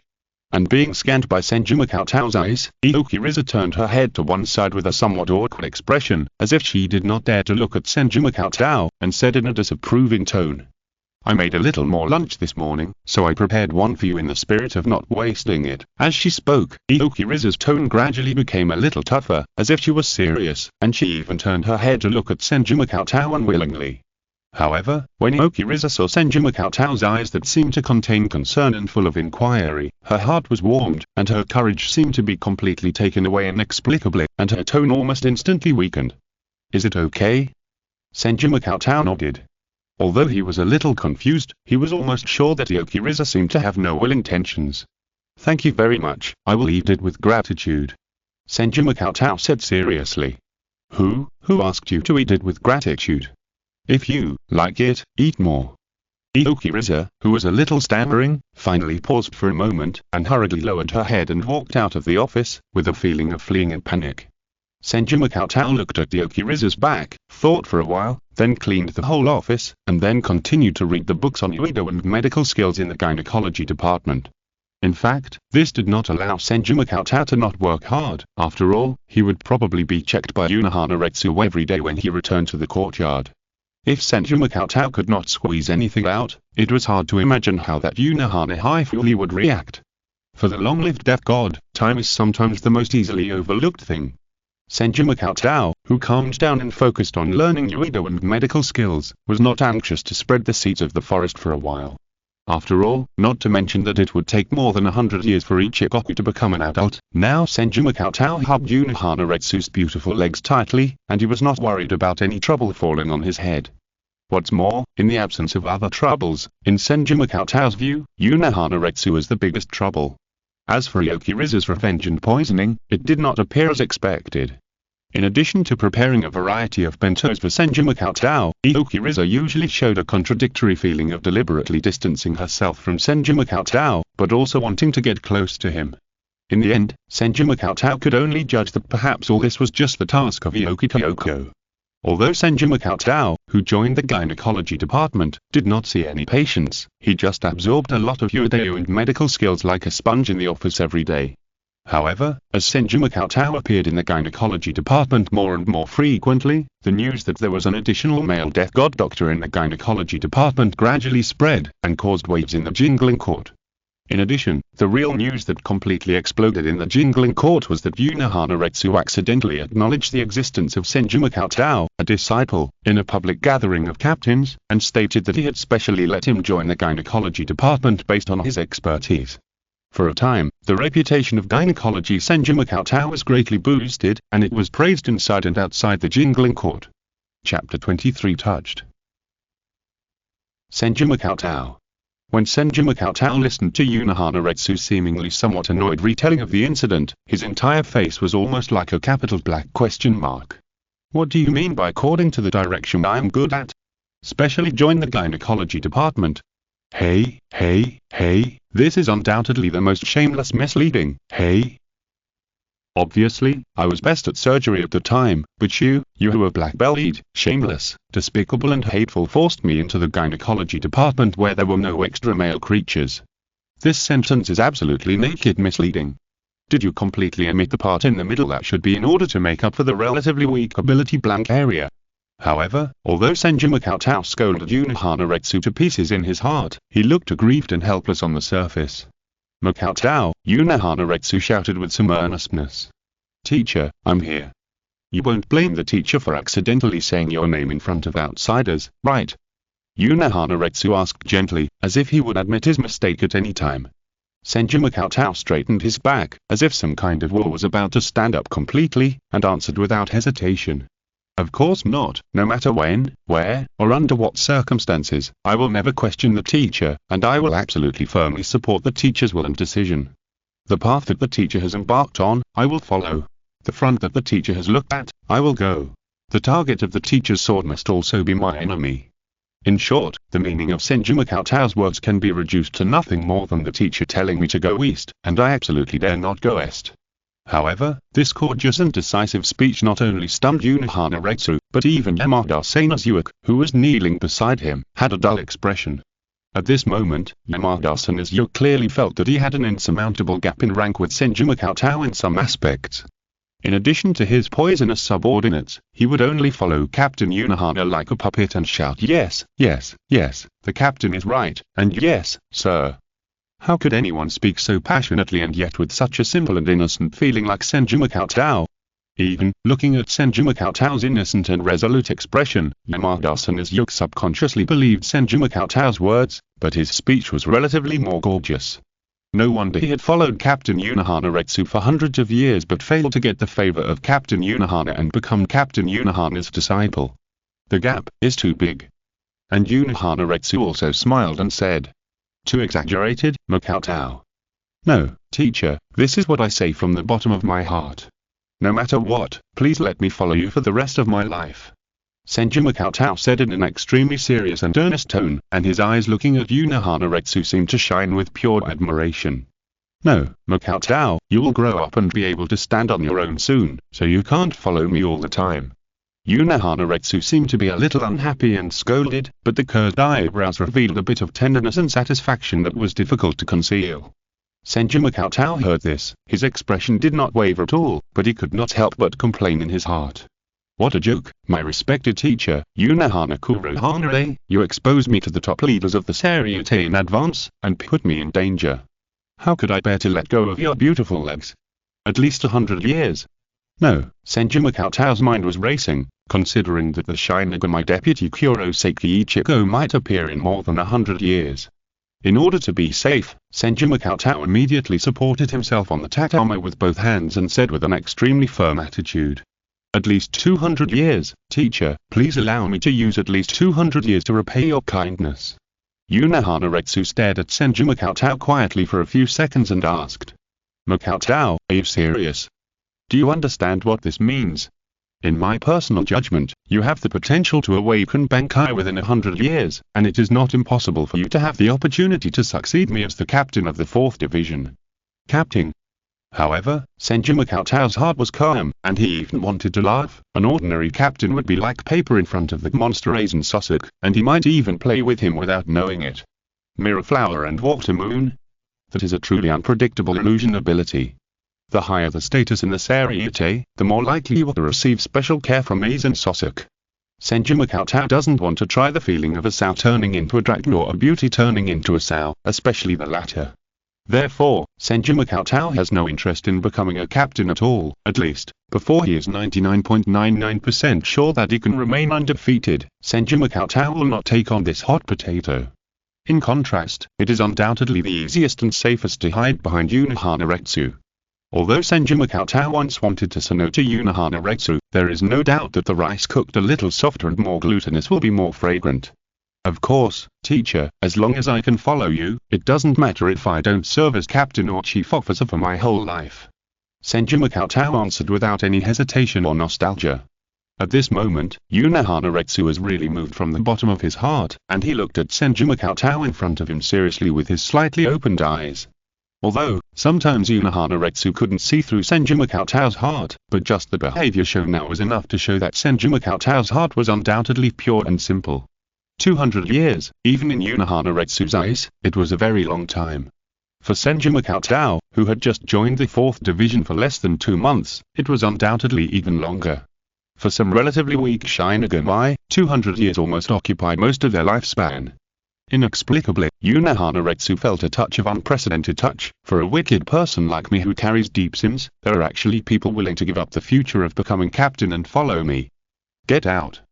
Unohana suddenly shouted, which stunned Makoto Senju and Senju Yamada who were present. They had not expected such a sudden and gentle behavior from Unohana. However, before Makoto Senju and Senju Yamada could react, some invisible pressure suddenly enveloped them, and Unohana voice, which seemed to be devoid of any emotion, sounded. Do you want me to repeat it a second time?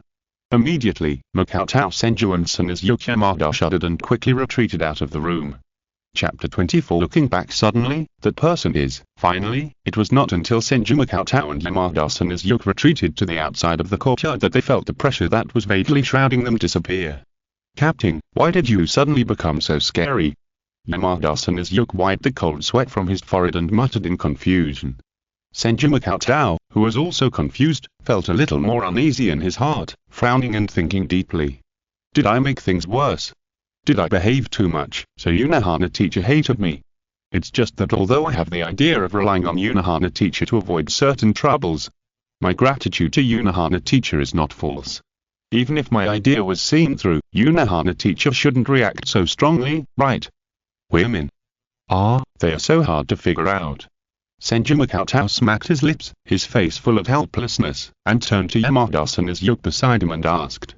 Vice Captain Yamada, do you have any vacant rooms over there? Yamada Senju was stunned and didn't react. Senju Cheng couldn't help but say helplessly. The teacher has kicked me out. I probably can't go back to the courtyard tonight, so do you have any vacant rooms for me to stay for one night? Maybe. Senju Cheng raised his eyebrows and said with a bit of embarrassment on his face. We can squeeze in. Yamada Senju shrugged and said with a sharp tongue as always. It's not suitable. Even if I am willing, my wife will not be willing. Senju Cheng. No, why? A man with a sharp tongue like you actually has a wife, and I am still a single dog. This is unreasonable. No. I'm not going to do anything to you. Why should I say that your wife will not be willing? Otherwise, you ask your wife, maybe she will agree. Unfortunately, until the end, Senju Cheng, who watched Yamada Senju leave, still did not say this suggestion. Of course, it's not because of whether you can beat Yamada Senju. Senju Cheng had a hunch that if he said this, the treacherous man Yamada Senju would definitely report him to Unohana. But with the departure of Yamada Senju, Senju Cheng felt a little more lonely and miserable standing in the large open space in front of the central courtyard of the 4th Division's barracks. Obviously, I am still a single dog, but I have already experienced the feeling of being kicked out of the house in advance. How about staying at the Okiriza's house for a night? Their family is at least a middle-class noble. However, Senju Cheng soon gave up this seemingly dangerous idea and turned to the direction of the gynecology department, intending to practice in the office tonight. However, just as Senju Cheng stepped into the door of the gynecology department, a rare warm male voice in the Seireitei sounded beside him. Excuse me, Makoto. Senju Cheng's movements suddenly paused, and the gentle and kind expression on his face all the time froze slightly. His eyes turned slightly, and a male Shinigami who looked a little ordinary, but gave people a very gentle feeling, and made people subconsciously want to trust and get close to him, suddenly appeared beside him. brown hair, black framed glasses, the 5th Division Vice Captain armband. Senju Cheng's breathing was almost uncontrollably rapid for a moment, and a name popped up directly in his mind. Aizen Sosok. A scary man that Senju Cheng has tried his best to avoid since he entered the Mao Spiritual Academy. At the same time, he is a monster who has reached the limit of the Shinigami combat skills Ain Kwanzagui and plays with the Soul Society and Hutomundo by himself. Although Senju Cheng had imagined the scene of facing Aizen Sosok countless times, he did not expect that this scene would come so suddenly, and so early. At this stage, Senju Cheng is not really ready. Almost subconsciously, Senju Cheng slightly raised his right hand to grasp the zanpakutō at his waist, but in the next moment, he forced himself to calm down and control himself to show a state of vigilance but not hostility. It is inevitable to lose control. Foolishly covering up will only lead to greater suspicion. I can only follow the reaction just now. In a flash, Senju Cheng made a judgment on his current situation. Aizen Sosok almost saw all of Senju Cheng's reactions and asked casually, "Makoto-kun, you seem very nervous." Hehe. Senju Cheng sneered twice and said, "Don't you think this statement is a bit too arrogant for an unidentified male Shinigami who appeared in the gynecology department in the middle of the night? Report your identity and purpose, otherwise don't blame me for treating you as a pervert who intends to do something disqualified." At this moment, even Aizen Sosok was stunned for a moment, and then he realized that his appearance was indeed very suspicious. Immediately, Aizen Sosok scratched the back of his head with one hand, waved his other hand repeatedly, and explained in a gentle tone. Sorry, I forgot to introduce myself. I'm Aizen Sosok, the Vice Captain of the 5th Division. I'm not an unknown person." Senju Cheng showed a slight relaxation, but asked without relaxing his inner vigilance. "Purpose?" Aizen Sosok answered gently. "Two female members of the 5th Division, Takemoto Natsuki and Mekamai Nozomi, have asked for leave from the team and been hospitalized these 2 days, so as the vice captain, I naturally have the obligation to come and care about their conditions." Takemoto Natsuki, Mekamai Nozomi. Although Senju Cheng was not sure whether these two people existed, Aizen Sosok obviously would not lie about such a fact that could be exposed at the slightest provocation. Coincidence? Or a long-planned encounter? However, it was completely a coincidence that Senju Cheng would appear in the gynecology department tonight, and it was completely inconsistent with his usual regular life trajectory. So, is it really a coincidence? If that's the case, then it's really too unlucky. If I had known earlier, I would have spent the night at Yokiriza's house, which would have been much better than going back to the department.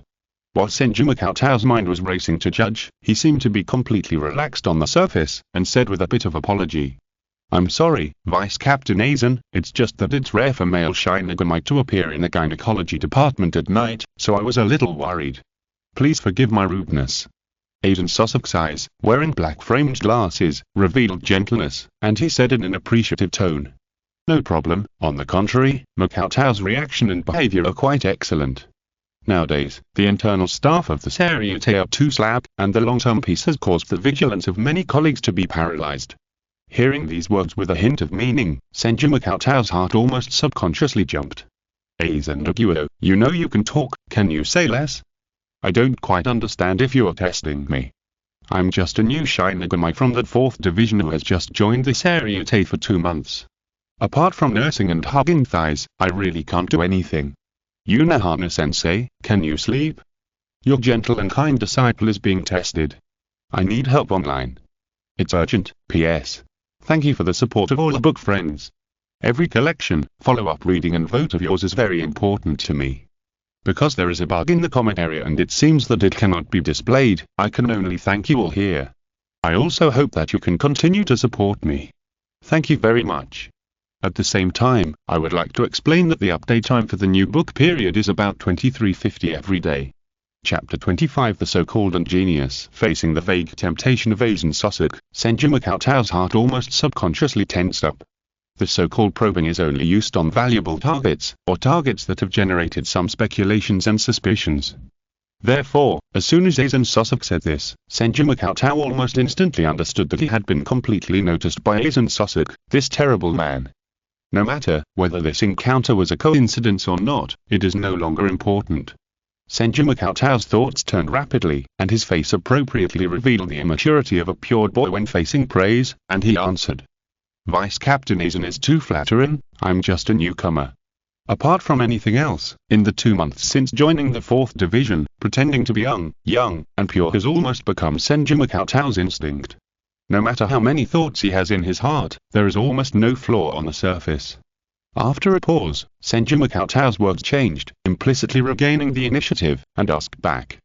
Vice Captain Aizen, you just called out my name. Do you know me? This, although it is almost a meaningless question for Makoto Senju, it seems that he should not delve into it and avoid arousing more suspicion. Instead, he needs to consider how to quickly get rid of Aizen Sasuke in front of him. Although this is the barracks of the 4th Division, it is unlikely that Aizen Sasuke will take action directly within the scope of the Seireitei. But Makoto Senju understands that for Aizen Sasuke, who possesses the strongest illusion type zanpakutō Mirror Flower Water Moon, no one knows how many of the 5 senses of the Shinigami his Mirror Flower Water Moon has controlled. Therefore, in Makoto Senju's view, facing Aizen Sasuke alone is extremely risky. However, one thing. Makoto Senju needs to shift the focus of the topic to Aizen Sasuke, so as to distract Aizen Sasuke's attention. Second, Makoto Senju tried hard to put himself in the perspective of an ordinary Shinigami. Suddenly, he was called by name by a Shinigami at the vice captain level in the middle of the night. This is undoubtedly a doubt that must be asked. Facing Senju Makoto's questioning, Aizen Sasuke smiled gently and said, "How could I not know Makoto-kun's name? He is the disciple of Captain Unohana, and is recognized by Captain Unohana as a genius whose medical skills are not inferior to hers. He is also that first male Shinigami in the history of Seireitei to join the gynecology department." Senju Makoto. Unohana Retsu, is this how he brags outside? Senju Makoto believes that he is not a genius at all. He has been studying hard every day for the past 2 months, but he can only barely withstand Unohana Retsu's daily routine instructions. In fact, Senju Makoto has already used a lot of medical thinking that he knew in his previous life. It's just a pity that although Senju Makoto was a newly graduated medical student in his previous life, the medical system of Seoul society is completely different from that of his previous life. More importantly, the physical body and the spirit body are also completely different. Therefore, Senju Makoto's medical thinking in his previous life often only added a few different perspectives for Senju Makoto. "Really, teacher, why did you bring me along when you were bragging outside?" Senju Makoto couldn't help but complain in his heart, but he looked frightened and said helplessly. "Vice Captain Aizen, this is probably a rumor. I have joined the 4th Division for 2 months, and now I can only be considered to have barely learned the necessary medical skills and Kido books for the gynecology department." Aizen Sasuke raised his eyebrows and asked, "Mr. Makoto, don't you know that for ordinary 4th Division Shinigami, it generally takes 3 to 5 years to successfully master the corresponding departments, partial Kido and medical skills? Shinigami who lack talent can't even master it completely." "What?"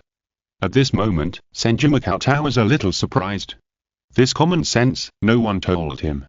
Makoto Senju did not enter the funeral home to experience the unified basic teaching of the 4th Division, but was directly arranged by Unohana Retsu to the gynecology department.